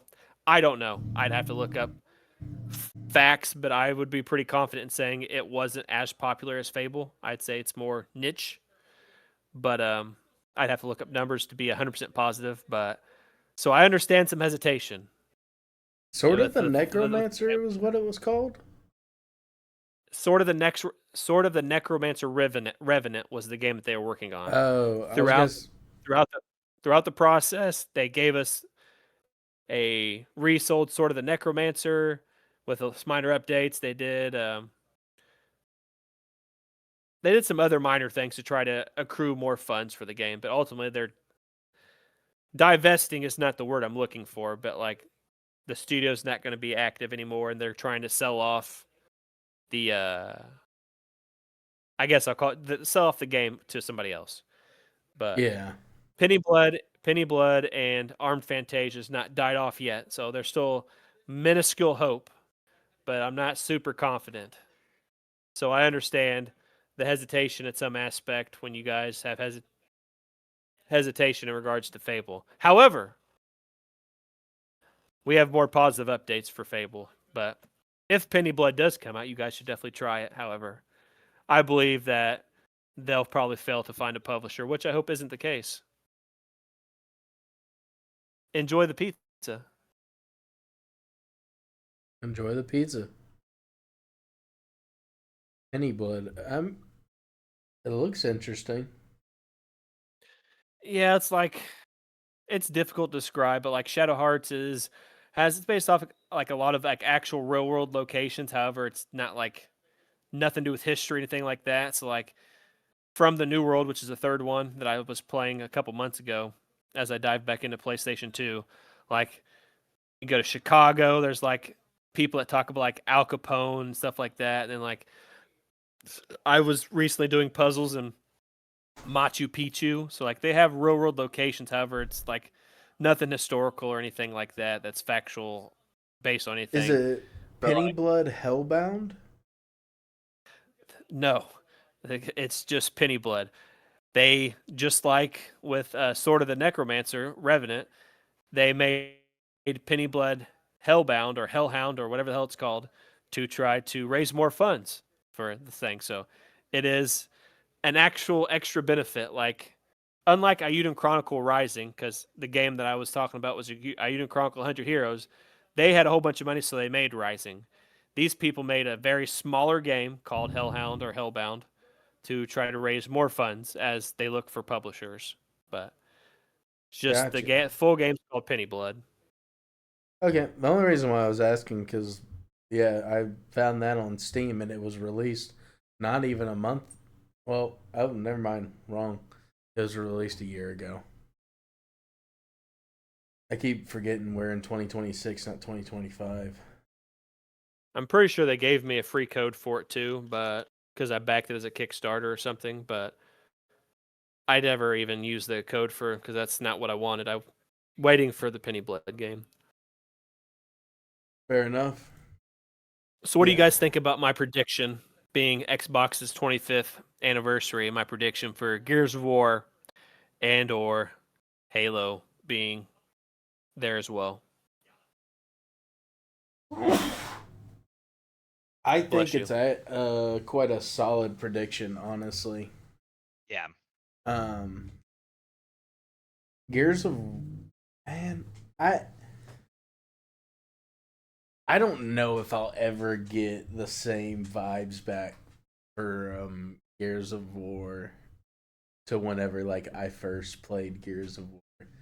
I wish and I hope that I do, but that game was so cool. It was so fun back in the day, but like sitting around playing a game split screen with people just isn't the thing anymore.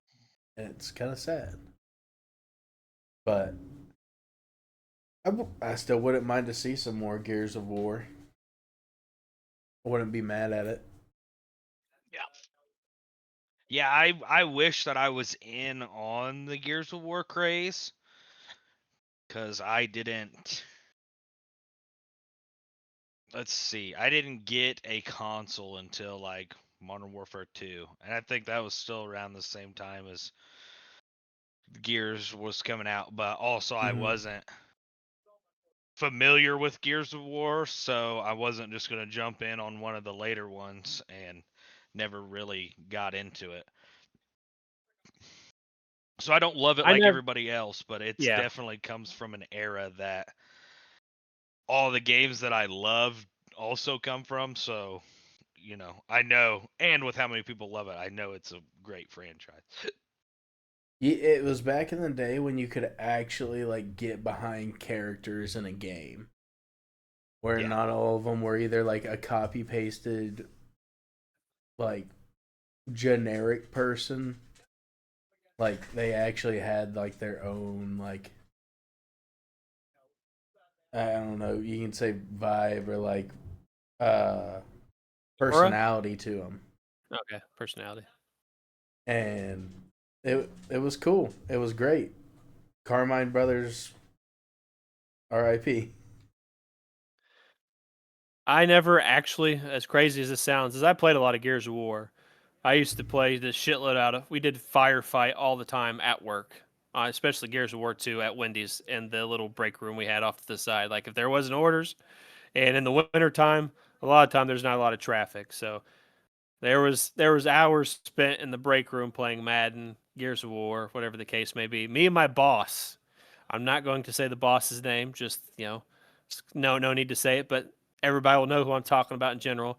We like did we drafted we did like this legendary football draft on Madden in the break room, like historical football players, and like we did like this big tournament thing at work. We played on Christmas Eve one year. We had a Madden tournament that I ended up taking down with the Cowboys, I think, at the time, because Terrell Owens is my favorite football player, so that's why I played the Cowboys.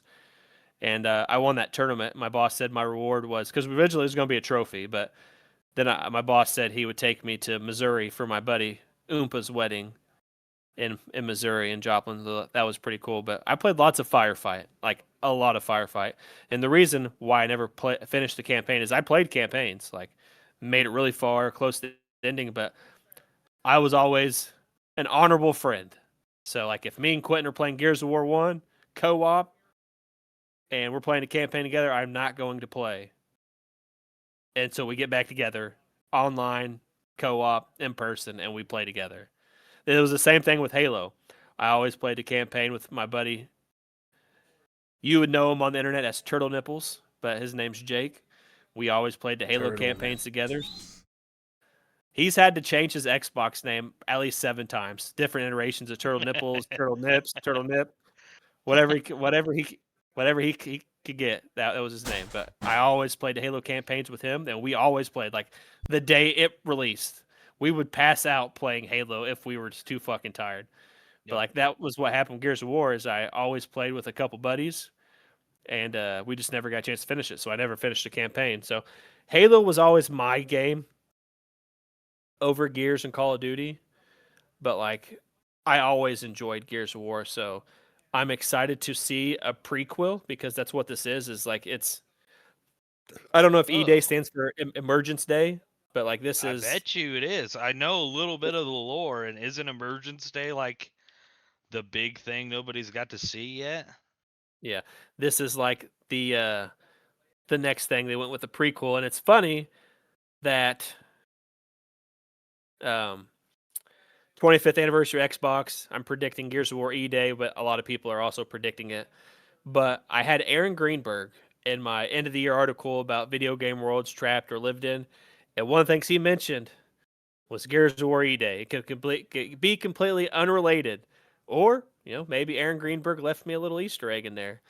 Head of first party marketing and board of a couple charities and stuff like that. So I'm interested to see it. I will definitely finish campaign for Gears of War E-Day, whether friend or not. I'm telling you right now, if you ask me to play with you and we don't play for a while, I'm going to finish this game's campaign. PSA to everybody. If you're playing games with your friends and you say, hey, let's play this together, I've never had any problems with Skags or Cole with this in particular, but everybody else that I play games with is very bad about either play the whole game and then be prepared to come back and play with me, or don't tell me that we're going to run through the campaign together, because I don't want to hear spoilers. I don't want you to be overpowered.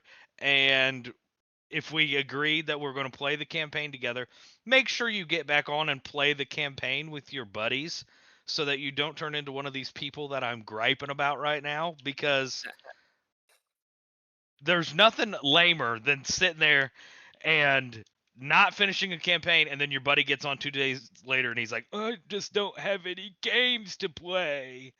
Fuck you. Sorry, I got a little heated As on the last someone, part. as someone that's played the Halo 3 campaign, I would confidently say over 1,000 times.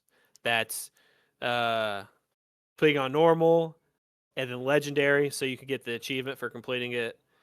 Because you had to complete on heroic and legendary, but you had to play. It was weird. You had to play through it. I think I played through it on heroic and then legendary because you had to play through it differently at that time to get both achievements, to get all the achievements of Halo, multiple skull runs, multiple Easter eggs, just everything possible. I can confidently say I've probably played Halo 3 campaign over 1,000 times. And I did that for the mass amounts of Xbox friends and friends in real life and everybody else that wanted my help. So if we play Gears of War together, I will play.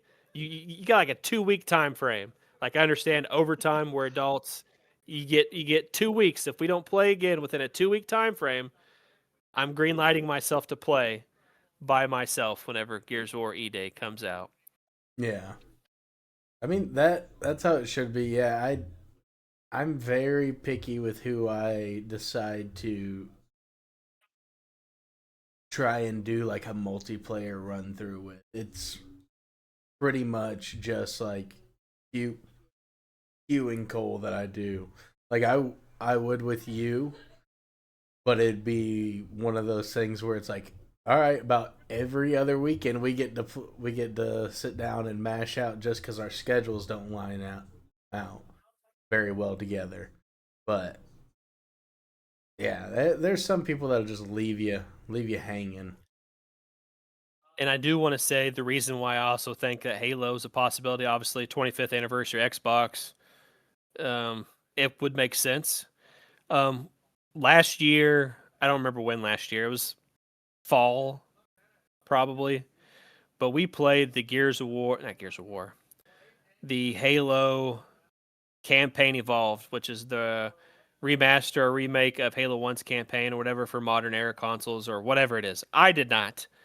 The Lords and somebody else for the website did play it. We talked about it.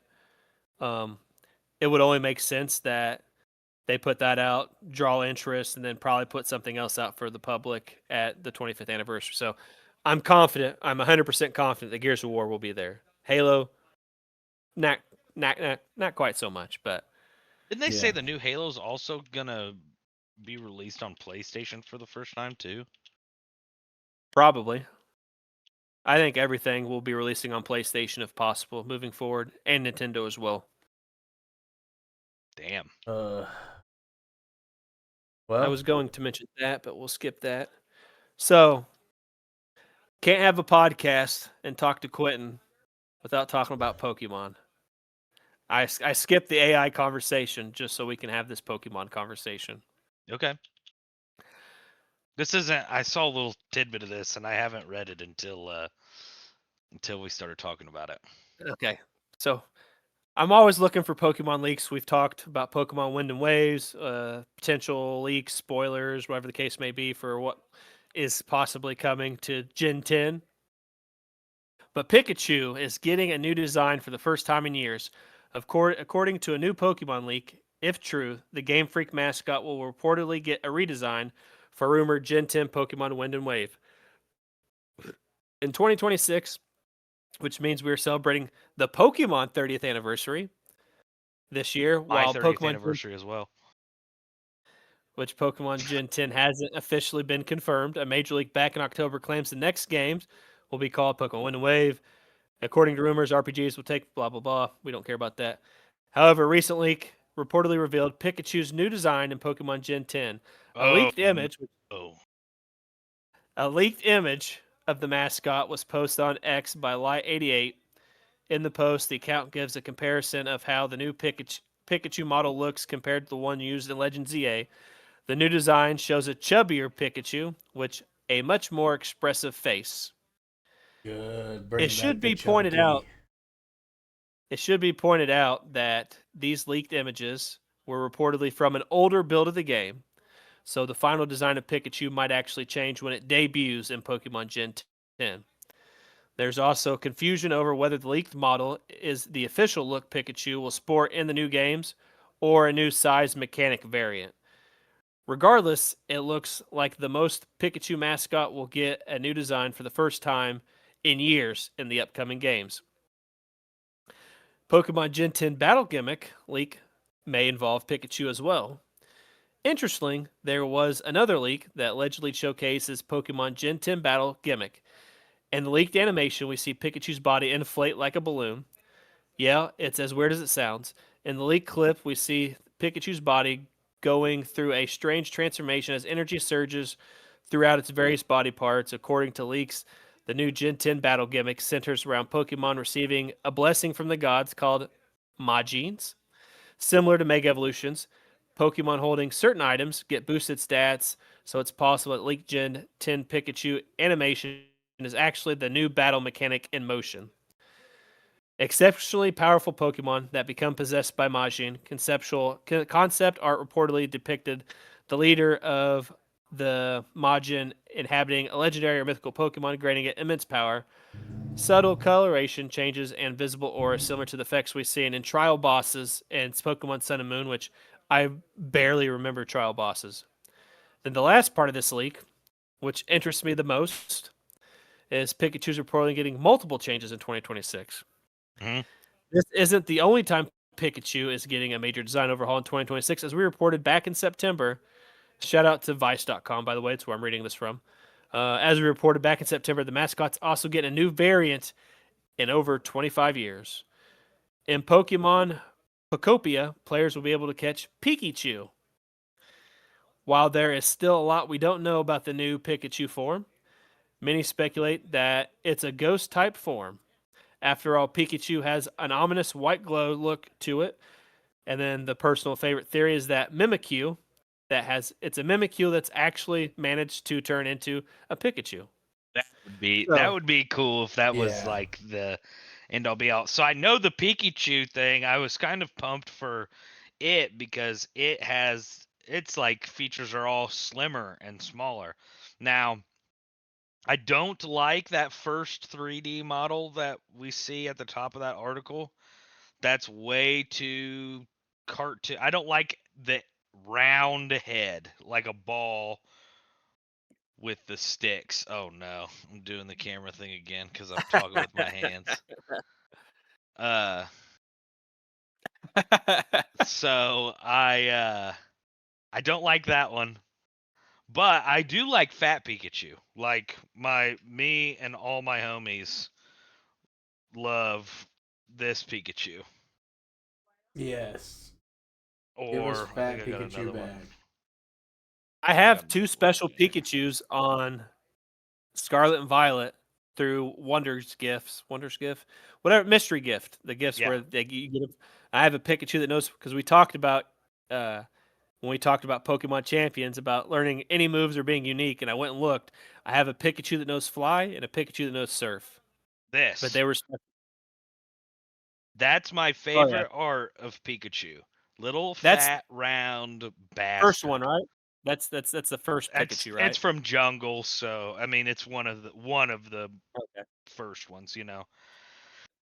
So if we go more towards that, I like that. I also am down for. I think they were kind of alluding to this size mechanic, maybe going above and beyond, like extra small and extra large. Like maybe we're gonna start seeing fat, chubby variations of Pokemon, or like extra skinny variations of Pokemon. And if that's the case, I'm down for that too. That's neat. I'm all for the more. This sounds kind of counterintuitive, but the more you can give me to like hunt and personalize my team, like Skaggs and I have talked about it. I love the clone Pokemon where they have like the crazy like markings and stuff, so you can tell that they're a clone. You give me like I like Spinda. I like hunting Spindas because of that, where they have this crazy color pattern that you can go after, and you may have a one of one Spinda. You know, more stuff like that you add into Pokemon, the longer I will be playing, because you bet your ass if they're like, yeah, you can get all the Pokemon but fat. I'm going for a fat Snorlax, extra large fat Snorlax. Perfect I don't know if IVs, Snorlax can get. I everything. don't know if Snorlax can get much fatter, man. Well, but that's what but then you get the opposite side and you're like skinny, Okay. extra large Snorlax, and it's like, man, that guy looks funny. And then it's like, yeah, look at my fat one. Snorlax blocks a whole fucking building and fucking walkway. If it got much bigger, it's gonna block the fucking island, man. You're blocking the world. The world.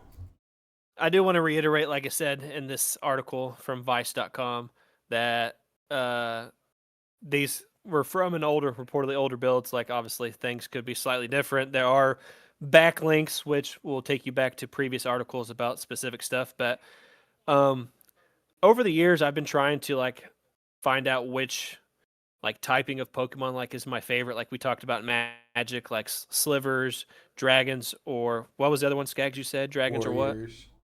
Dragon or Warriors, and I'm a Fairy guy. Like I never really like decided like what my favorite typing was, but Ghost Pokemon are some of the most unique Pokemon in like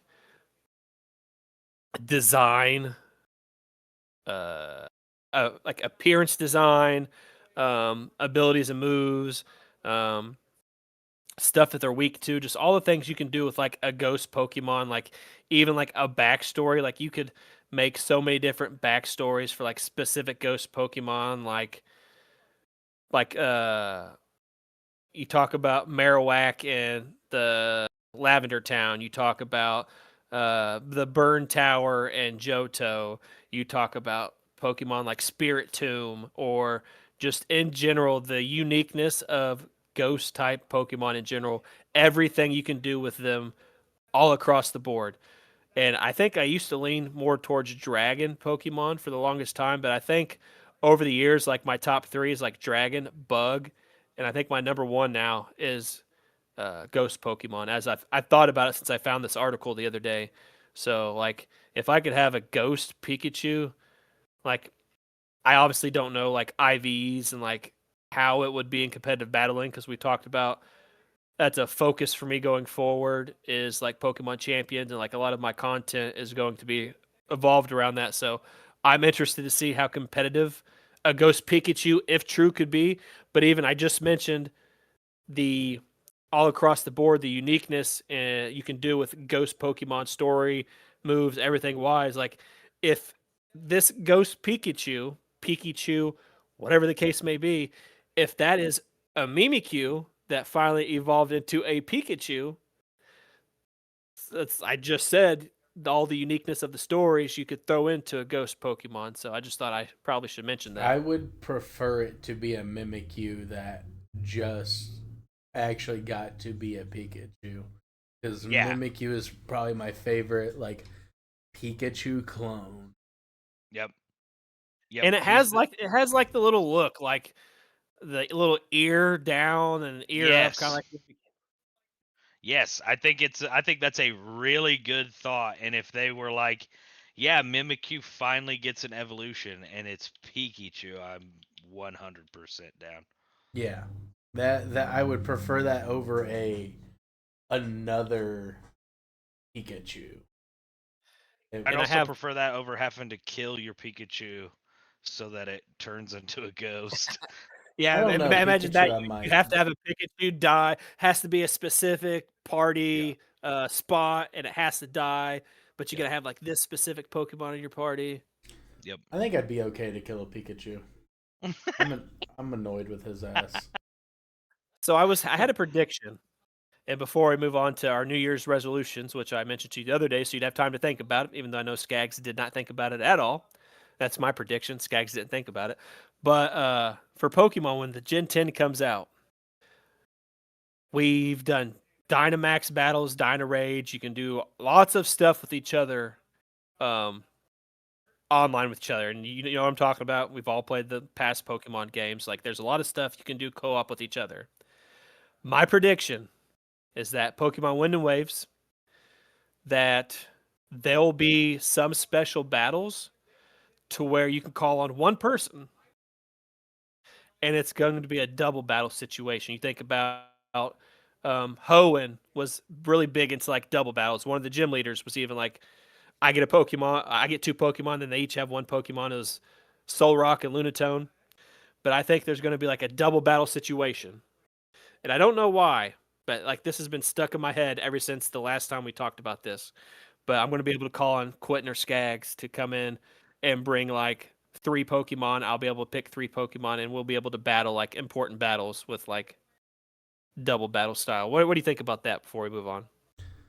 I would love that, and that gives me the vibes of like something that I wish would come back is the Safari Zone that uses your friends' Pokemon. Yes, that's And exactly what I was about to say. yes, I would love for both of those things to be there.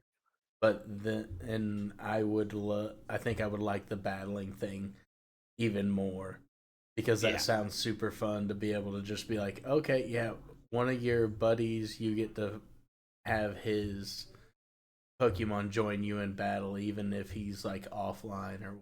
Yeah.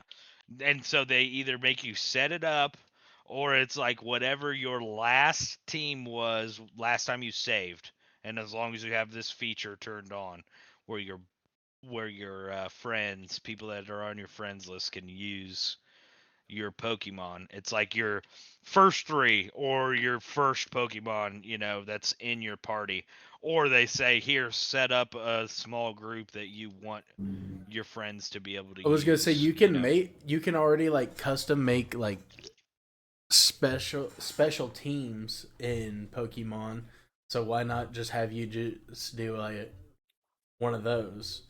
Yep. Now it's gonna get fucking probably a little cringy with people just being like, I have level 100 Mewtwo's and that's all that's in there, and it's like, oh god. Yep.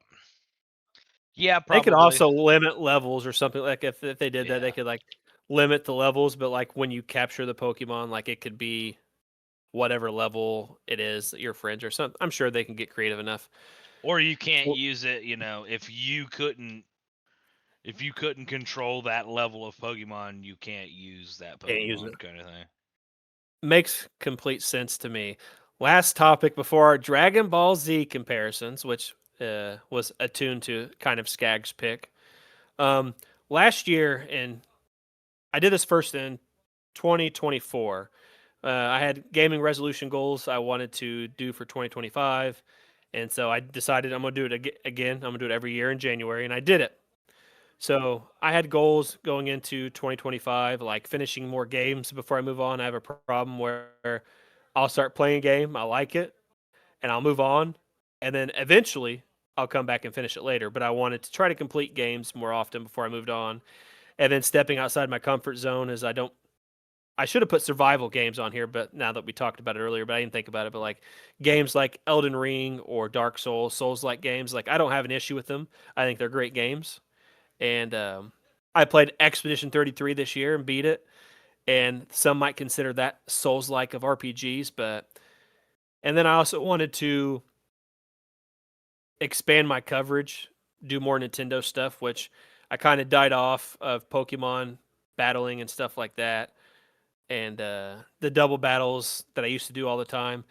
And I wanted to do more interviews, which I did do more than what I originally had scheduled. And I didn't want to be known as the VR guy originally. A lot of people know me as the VR guy for the website. If there's a VR thing coming in, I'm tagged and like, hey, Chris, you want this VR code? Yada, yada. I decided that that's kind of a blessing I should lean into a little bit more. And that I got Demio Dungeons and Dragons, which is an amazing VR game. But that was my 2025. And a lot of those, I would say I was about 50-50. I didn't play Elden Ring. I played Expedition 33, which is Souls-like of RPGs. Count that as you will. I did do Nintendo stuff. I did review a couple Nintendo games. I did do some Pokemon stuff. But I could have done better. So, looking at my gaming resolutions for 2026, I have decided to commit to the Souls-like genre in 2026 and finishing more games. I know 2 of the same repeat ones that I picked, but like I said, I really want to play Elden Ring. I know it's a really good game, and I'm sure I'll have fun with it. And finishing more games. I started to dive back in Elder Scrolls Online, which is one of the big reasons why I don't finish games immediately, is because you get those job games. Elder Scrolls, World of Warcraft, Phantasy Star, any MMO that pulls you away from the Gears of War, the Halos, the Forzas, the Fables, whatever the case may be. So I'm seeing myself falling victim to that. However, I have plans and I will do those. But new stuff. I want to build more confidence in interviews and industry conventions. I'm not going to read all this, but it might not sound, you guys, that doesn't sound like Chris, but I'm very good at hiding my nerves. And sometimes when it comes to doing these interviews, in June, I had a solo interview. I was at an event by myself because I didn't get into these other events that other people did. So I went to IGN Live. I interviewed the head game developer for Frosthaven, which is a strategy game on PC, all by myself. I was nervous, held my nerves pretty good. But building confidence in these interviews are very important to me. I want to be able to go up to an event, be with Lord Cognito, all the other lords, part of the team, and I want, because Lord Cognito he's pretty much my partner in all these interviews. They kind of split up a lot of the times to where we can cover as much as possible. And I want Lord Cognito to be able to say, "Hey, Chris, you got this interview." My response be easy and confident. I'm like, "Yeah, I got it," and be able to handle this interview myself. He could stand off to the side for once, not have to do all the work that he does, because Lord Cognito is a workhorse for the site. Like, he's going to New York Game Awards. He just went someplace a couple weeks ago too. So I just want to be able to provide more skills in regards to interview. I will be doing more tabletop and TCG coverage, which I know a lot of my friends are excited about. So more Magic, more board games, or hybrid digital experiences. So expect more of that, with my first TCG article being Lorwyn Eclipse related, coming soon. Renewed Pokemon coverage with competitive focus. Like I said, I died off on the Pokemon battle teams. I know Quentin isn't big into super competitive battling, but Quentin loves Pokemon, so I know he probably looked at those articles regardless to see what I was talking about. So I will definitely have a Pokemon coverage focused scenarios. And then this is my long-term goal. And we've talked about this before. I'm giving myself till the age of 42. I want to earn a Magic the Gathering Pro Tour invite.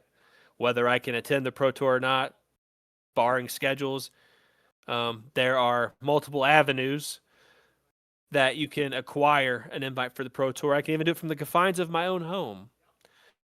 So I have no excuses on my off days to try to help accomplish that goal, which is completely more accomplishable nowadays versus what it used to be. So finish games, out of my comfort zone. Elden Ring, I'm going to add more survival game experiences, since we talked about that today.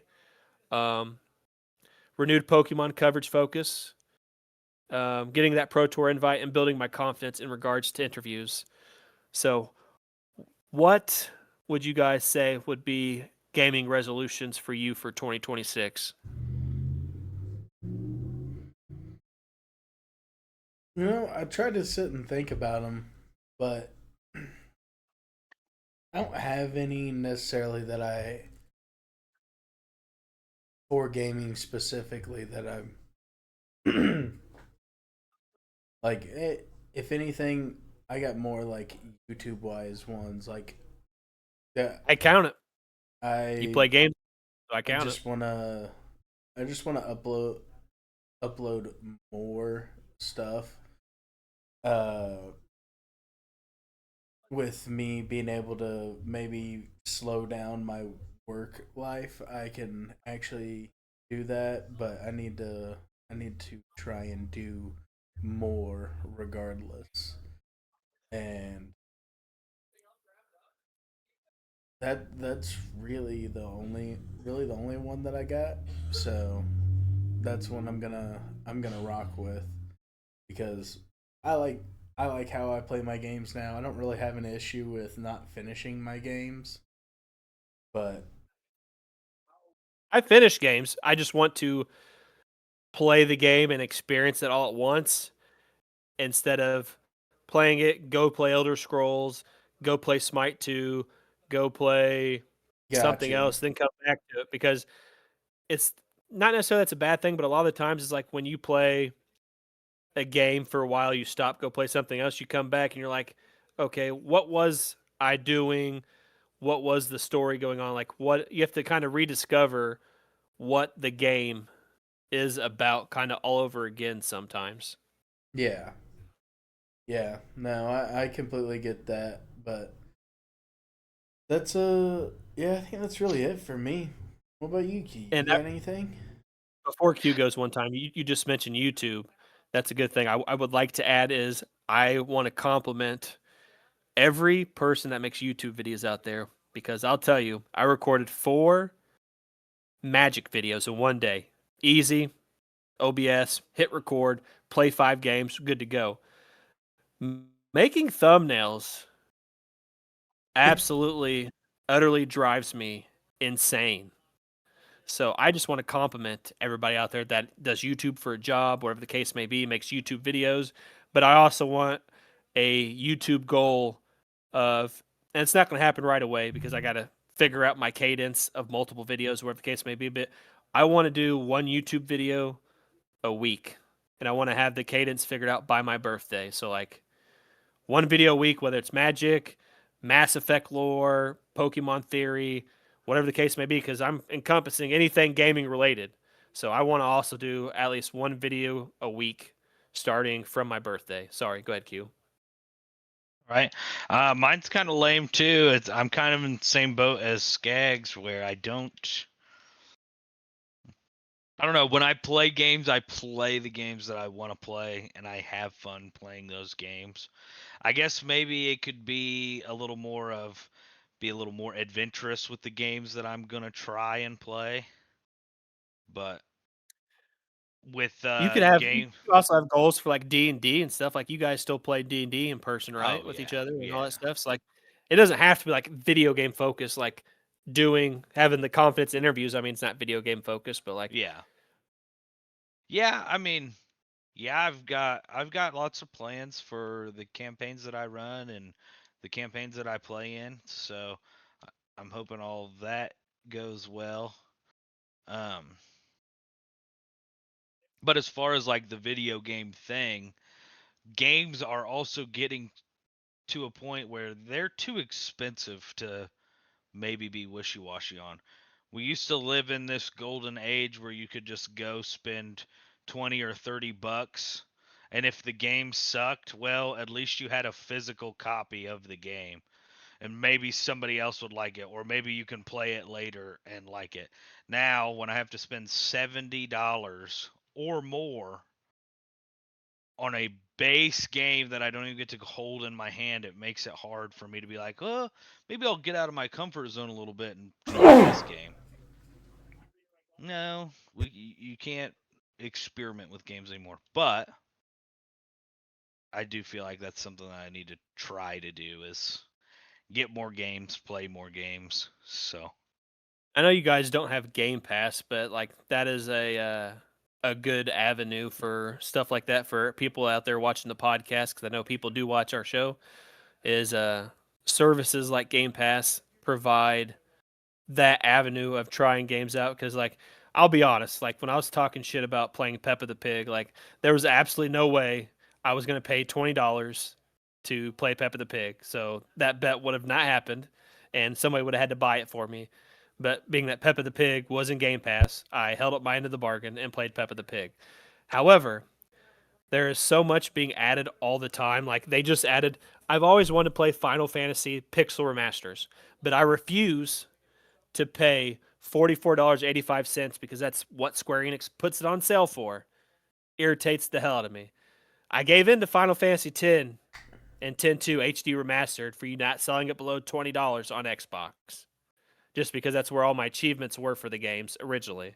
I gave in to that. I will not give in to the Pixel Remasters for $44.85, Square Enix. I'm telling you right now. But Final Fantasy 1 is in Game Pass. And there was some other big game that just went to Game Pass. I can't remember. And PlayStation does a good job of putting games on there as well. Like I've wanted to play Unicorn Overlord, and it's been on my wish list on PlayStation and Xbox for a long time right now. And like obviously when you go into the end of the year, you got Christmas, you got all these holidays and stuff like that, and just other games I'm buying or playing throughout the year. So PlayStation finally put Unicorn Overlord into whatever their free games for the month or whatever the case may be, their service. So I've got to play. I'm downloading that, and I've been playing that for free. It's in well, obviously pay for the service, but I didn't have to go out and buy that. And like, there's other games, PlayStation, Nintendo is really good as well. You know, Quentin will bag on Wizard of the Coast. I will bag on Nintendo for being money grubby people. $80 Mario Kart, go suck my dick. But yep. Holy shit. they have multiple. Yeah, you got me, Nintendo. You got me on my Q ramp. Nintendo, however, I will compliment where compliments are due. Is I really enjoy the I don't know what you call them, like the old game apps. Like they have a Nintendo Entertainment System app, they have a Super Nintendo app, they have a Game Boy app, a Nintendo 64 app, a Nintendo 64 17 Plus app, and a GameCube app. And they just added my favorite Nintendo Wii game is Fire Emblem Radiant Dawn, and they just added the prequel to that game into the GameCube. So that's also a game I'm going to play. Nintendo has started to add some pretty good games into those services, even though they won't put any of the Pokemon games for the Game Boy besides the trading card game. But like anytime that a video game company, no matter who they are, will put their game in a service after it's already had its shelf life, or if you want to do it, you know, when it's still prime in its shelf life, to put these games out there for people to be able to experience. That is something I enjoy. And like Quentin said, games are expensive these days, whether they're $70, $80. Some people are predicting $100 for Grand Theft Auto. I will not pay $100 for any video game, not even Suikoden. So Yeah. games are expensive. So some of these services provide avenues for people to be able to experience these. Go ahead, Skags. What fucking game that's not like a special edition is even remotely worth $100? Like Some they're special editions aren't worth $100. The there's most expensive certain game I ones. bought was 130, but that was for a PlayStation 2 game, PlayStation 2, a PlayStation 1 game, and we know how some of those old games can be. There's some Pokemon games that are hundreds of dollars too, but like a brand new game, I'm not paying $100 for. Well, the when you're talking about the Pokemon games like that, that's like, hey, this is a really old like retro game. Like now it's worth this, but like anything coming out, and the only thing I would argue on like special editions not being worth it is like sometimes monetarily, like they do add up to over that. And if that's what you're into, cool, whatever. Me, probably not, because I don't know. There's not really a game out there to where I'm like, yeah, no, $100 for a special edition is cool with me. No, I no, none of lied. that. I just lied, but regular versions, talking about special editions, realized I lied. Regular versions of games I will not pay $100 for. However, the most expensive game I bought was Halo Reach. I just realized this when you mentioned special editions, but that $140 Halo Reach that I could have made payments on, but I just paid for it outright, pre-ordered it. Came with a statue, a diary, extra content that I had all the maps and stuff as it came out. It came with all this extra shit versus the potential for Grand Theft Auto to come out and just be $100. Special editions are completely different. Like I don't mind. $80 is $80 is a good price point for a special edition for like Naruto fighting games, whereas you get the game and like the season pass or a couple season passes where you get all the characters for free, whatever the case may be. Call of Duty style where you can get like you'd get all the map packs or whatever the case may be. A wrestling game where you get like extra DLC add on or stuff like that. Like I think I paid Shadow of War, Lord of the Rings Shadow of War. Absolutely loved the game. Never finished it because MMOs, but love the game, and I paid $80 for that when I pre-ordered my Xbox Series X. Xbox One X. Sorry, Xbox One X. I pre-ordered that, an Assassin's Creed game, and Forza 7. And I bought the special edition. Comes with like extra orcs and special people I can call in, which I think was worth the value. But like $100 base game, no extra add-ons, not worth it. No, no, not at all. I better Nope. be. They better be giving me like 5 of their fucking whale cards. That The shark cards. no. There's a whale. The whale is the highest tier, I think, for the shark Oh. cards. I think shark cards is a very good name for it because sharking has a negative connotation, like in trading card games when you're sharking people on the rules. Mm-hmm. Grand Theft Auto when they're sharking us, trying to bend us over and steal our money. You know, shark's a good name. They should get rid of the whale name and just be shark. Well, whale is fitting for the highest tier because whales are the people that pay everything. And there is a Speaking of whale whales- shark. Yeah, and there's a whale There's a shark. You got me there. They're the fish guru Q over there trapped in Sword Art Online. Sword Art Online is going to do nothing but fish. There's a whale shark. New Jesse fish Cotton. tattoo. That's pretty Clown. awesome. I like the color. A Ranchu. Jesse Cotton is probably the best Yu-Gi-Oh player of all time. Lots of Pokemon. Still stuck on Pokemon. Lots of Yu-Gi-Oh wins championships, but he likes to whale when a new set comes out on Master Duel, which is the digital client. He has the means, and he'll go out and he'll try to get Royal Wares, which is the fanciest rarity you can get for cards in there. So there are some people out there that do enjoy whaling. But last thing before we head out of the podcast, I do want to mention I really love this fucking second screen. By the way, it's fucking awesome. So still appreciative of the second screen. But Dragon Ball Z comparisons, and this is not as difficult as the superhero situation, but it's also very difficult because Dragon Ball is the only one I've watched all of. It's my favorite of the three. I think it's the best of the three, with a little asterisk next to that statement, because I can't say that without watching Super. I have to finish Dragon Ball Z and watch Super, but currently at this moment, Dragon Ball stands as my favorite. But Dragon Ball Z comparisons, and like I said, it was difficult because I'm trying to take the context of characters from the first Dragon Ball because they're different in Dragon Ball Z. So lines might be a little blurred when I think of this. So for Q, I got to go with the homie. I got to go with Chaozu. I don't care what nobody says. Chaozu, and like I said, the lines might be a little blurred, But Chaozu, from people I've talked to throughout the years, is like one of the most, I don't want to say powerful beings, but he's a powerful character. And Chaozu's just, he's one of my favorites. He makes me laugh. I love the character. I like him more than I like T and Shinhan. And Q, as always, there's not a time. I have never been mad around Q. If you can think of a time where we've been in the presence of Q that I've been upset or mad, like, name it. Q always makes me laugh. He brings a positive light to most situations, even though he gives wizards the smoke. He brings a positive light Deservedly. to most situations. And I don't know why,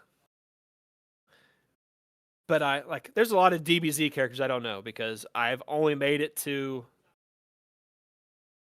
like a little bit. I made it to Majin Buu. That's kind of like where it died off for me. But I'm also going to say a little bit of Majin Buu just because the comedic parts of Majin Buu, some of the wild shit that he says to people, like, makes me laugh. But Q's also very wise that he does not get credit for. And I've talked to this with my girlfriend about it when she asked me about the podcast. Like, I really like talking to Q about Pokemon just because he provides a unique aspect that I don't get to talk about because a lot of my other friends aren't as into Pokemon as we three are. So I always appreciate Q's opinion. Certain things. So the last person I'm going to say is Kami because there's not many people as wise as Kami. Okay. Skaggs is a difficult one. Yeah. I got to go Vegeta for the rival aspect because there's always, me and Skaggs always had a rivalry. And I get all the characters that I pick seem to be rivals with each other. Vegeta's really powerful. Goku wins a lot.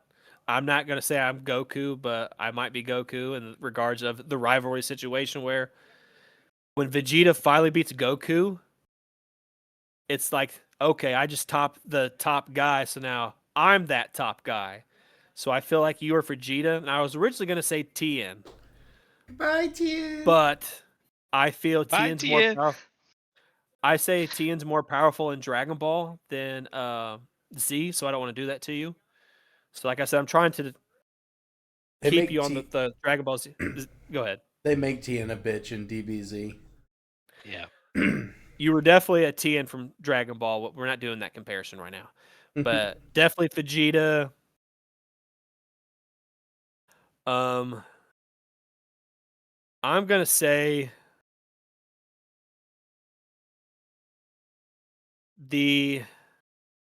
what is that guy's name?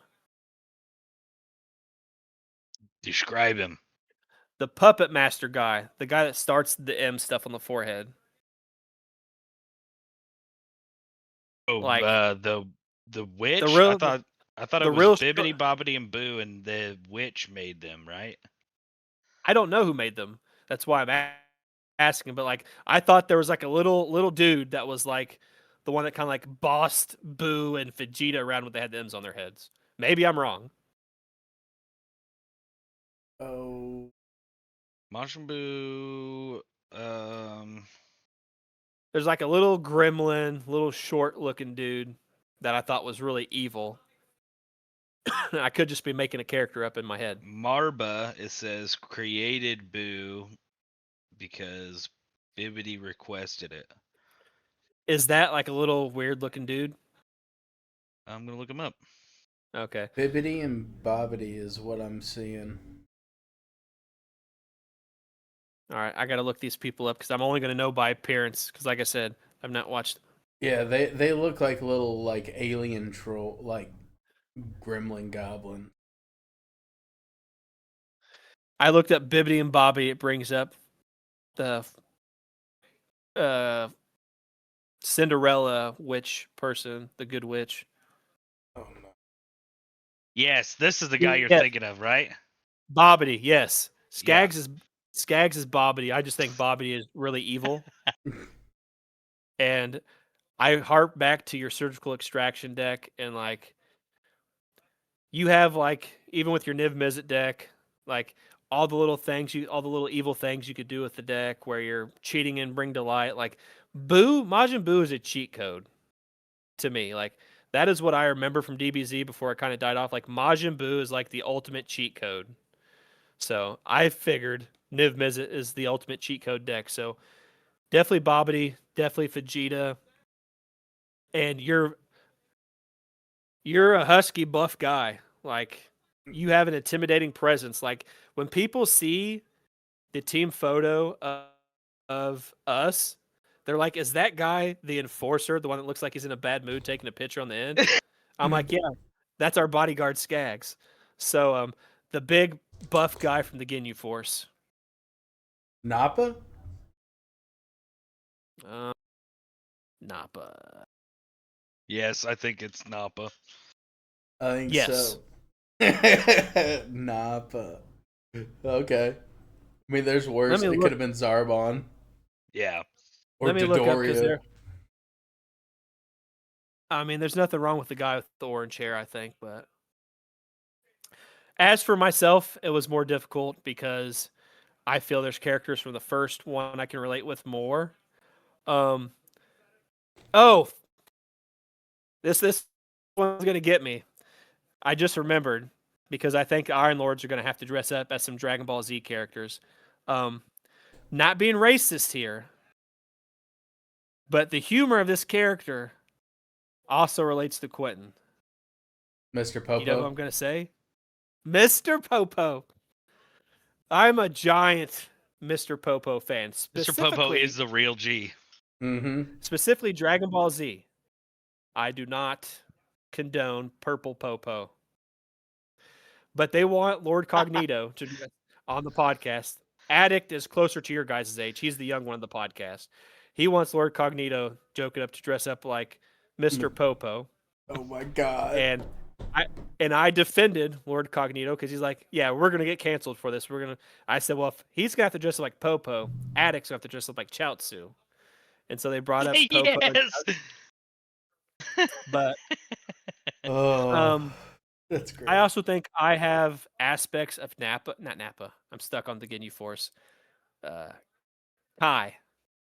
I think I have aspects of Kai, but I'm going to say, since I gave that to Q, I'm going to say, who's another wise Dragon Ball character? I'm going to say Goku, not because he's the protagonist, just for the rivalry with Skags and Vegeta.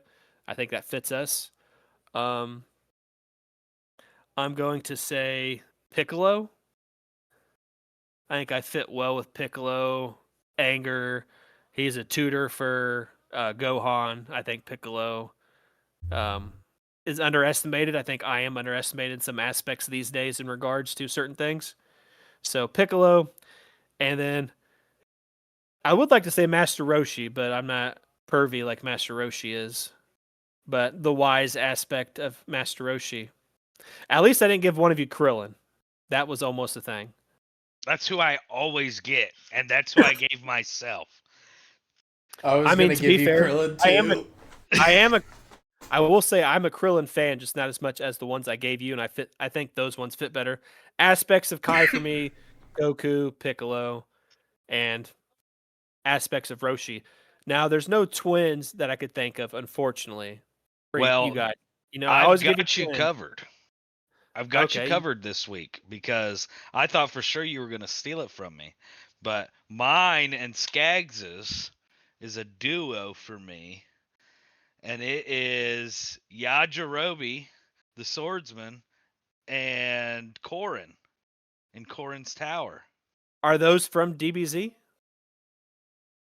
Yeah, Yajirobe and Korin are in DBZ. Okay, I didn't know that they were in DBZ because anybody in Dragon Ball pretty much, besides like Ader and a couple of those characters that we actually see die, they are in DBZ as well. Because I feel we're going to do a Dragon Ball at some point too, and like you said, the characters are different. Like Tien is a baller in Dragon Ball. Yeah. Tien is not a baller in Dragon Ball Z. So the power level changes so much, though. Yeah, constantly. Because I feel I could be Korin, but I feel I'm a Dragon Ball Korin. But yeah. But Korin and Yajirobe, who is who? I'm Korin, because I be growing sensu beans, and Skaggs is Yajirobe because he's a swordsman. I'm down with it. That's cool. Is Yajirobe?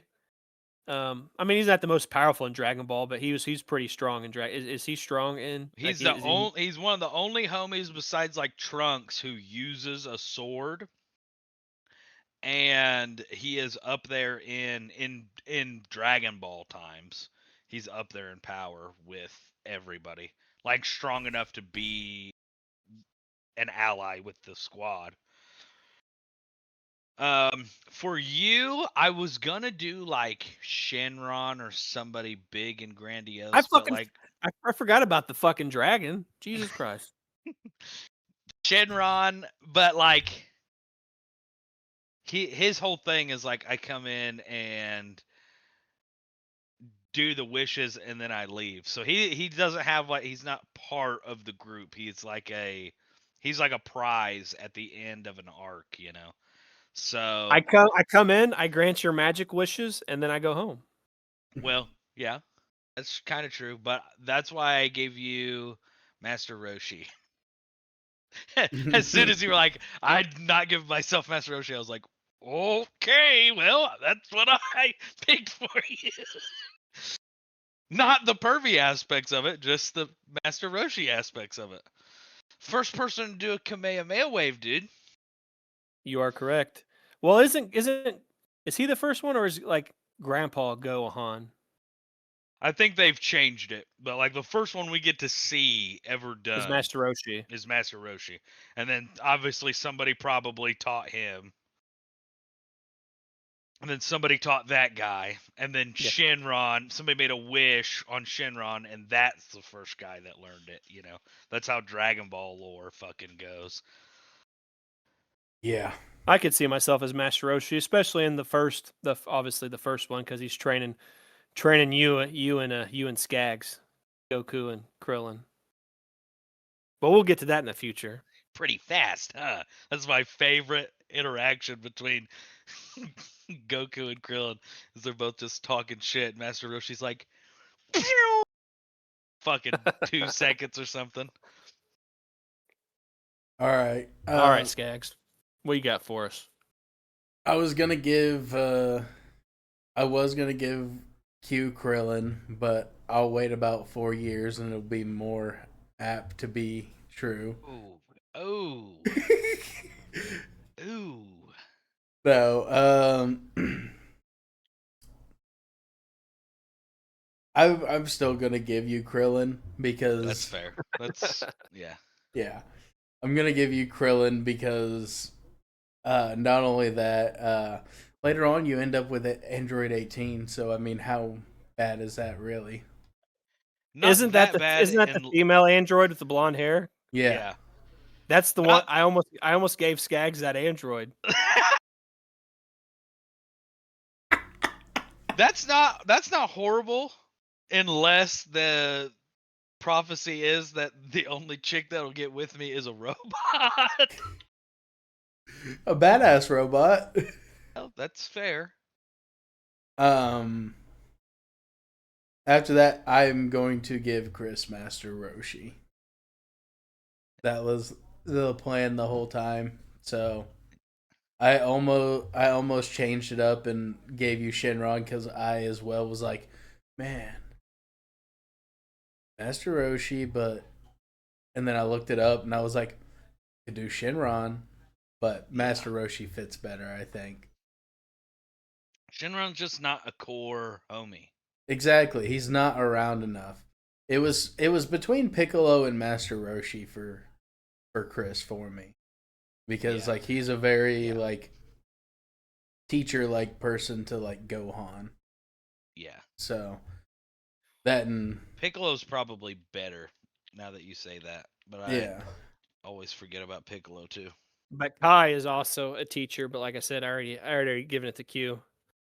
Yeah. Because Goku trains with, I don't know if it's Dragon Ball Z or Dragon Ball. Like he trains up there with Mr. Popo and Kai, doesn't he? I think that's Z, and when he trains with Supreme Kai, that's when he's on the planet with the monkey. I don't think I think Mr. Popo comes to get him from the Supreme Kai's planet, if I'm remembering right. Actually, I think after the martial arts tournament where Goku loses to Tien, I think Can't ever say that that fucking one? statement again. Yeah. Well, he barely lost, but I thought that's when Piccolo, Piccolo from the first one ends up killing Krillin or whatever. But I thought that for training purposes, maybe it was before that tournament, like Goku was too strong to train with Master Roshi. He had nothing left to teach him, so I thought that he went and trained with Popo then. I could be wrong. 'Cause I think Mr. Popo is at Korin's tower, isn't he? No, No? it's just corn and water. Mi- Corn, sensu beans, and water. Yeah. I didn't think he was with the Supreme Kai because the planet's so small. I just remember the training arc with the Supreme Kai. He's like literally running around the planet because the planet's so small. Yeah. I don't Let's know. look it It's up been real so quick. long. Where is Mr. Popo? That's what I'm typing in. Where is Mr. Popo? I need an address. Mr. Popo from Dragon Ball hangs out with the Guardian of Earth and his allies. Oh, Who's the was he Guardian of up Earth? there with Piccolo? The guy that Piccolo like split off from? What's his name? Yeah, Kami? that's who I Or meant. Kami. yeah, Kami. That's who I meant to say for you, not Kai. Kami, because Kami's Okay. wise. That's who I meant to say. But that's also Dragon Ball, I think. So Yes, that's Dragon Well, Ball. But I think okay. Kami, like I said, I think they all still kind of exist. Yeah. But yeah. I do have a question. So Oh, Krillin is unique, so I don't know why a lot of people obviously he's not as powerful as the main characters, but isn't he the only one that has like the style of Destructo disc? Like, I don't know, like everybody's got a beam, everybody's got a Kamehameha style blast, everybody's got that, but nobody has a fucking flying saucer fucking disc that can slice and dice people, right? Krillin's the only one with like I that think he style. learned Destructo Disc from. I thought it was from Tien. Maybe he did. Like I It said, was I an don't know a lot ability about that he Dragon Ball. learned from somebody. Okay. But they basically punked him out. They were like, "Oh, nice, yeah, you get this super cool ability." It's like, yeah, but it's useless and it's too slow to fight anybody from here on out. It's like, well, hey, thanks for giving my favorite homie just a worthless power, I guess. it says Krillin invented it while he was training with Kami on Earth. Oh, he did invent it. Okay, never mind then. So My homie So out what- here doing it. So what's our next comparison going to be? mm, Hmm. I would say Monster Hunter monsters, but Chris doesn't know them. I don't know That'd be any funny. monster or anything. I got an idea. Yeah. Since, go ahead. and you guys could say no, and we could think of something else. Since it is the 25th anniversary, unless it's the 30th, it's the 25th or 30th anniversary. Also, this month, I believe, of Lord of the Rings. Why don't we do a Lord of the Rings comparison? Anybody from Lord of the Rings lore? Like that? Okay. Because that's some big news we didn't talk about. Ian McKellen, guy plays Magneto, Gandalf. He's reprising his role in The Hunt for Gollum. Elijah Wood also reprising his role in The Hunt for Gollum as Frodo. The guy that played Aragorn. They pretty much said he looks too old, so he can't reprise his role as Aragorn as a young Aragorn. So there'll be a new Aragorn, and it's being directed by Andy Serkis, which is the guy that plays Gollum. And It's I'm assuming, a movie? yeah, The Hunt for Oh, Gollum. And I'm dude, assuming that's gonna be sick. Andy Serkis is going to play Gollum and Smeagol, if Smeagol is in. He'll obviously do both, and he's the director. Yeah, Gollum guy. I just finished the Hobbit audiobook, and Andy Serkis reads Yep. the audiobook. So when it gets to the Gollum parts, I literally about shit my pants. I'm driving at work listening to that. Yeah, and he started doing the thing, and I'm like, oh my god, scaring me. All right, so you heard it from us. Lord of the Rings comparison for the next show in honor of the 25th anniversary. Before we close out the show, we got to play this Magic game, Skags. Okay. We simply must. When is it going to happen? When are you going to be off next on a weekend? I'm free till Friday when I go back to work.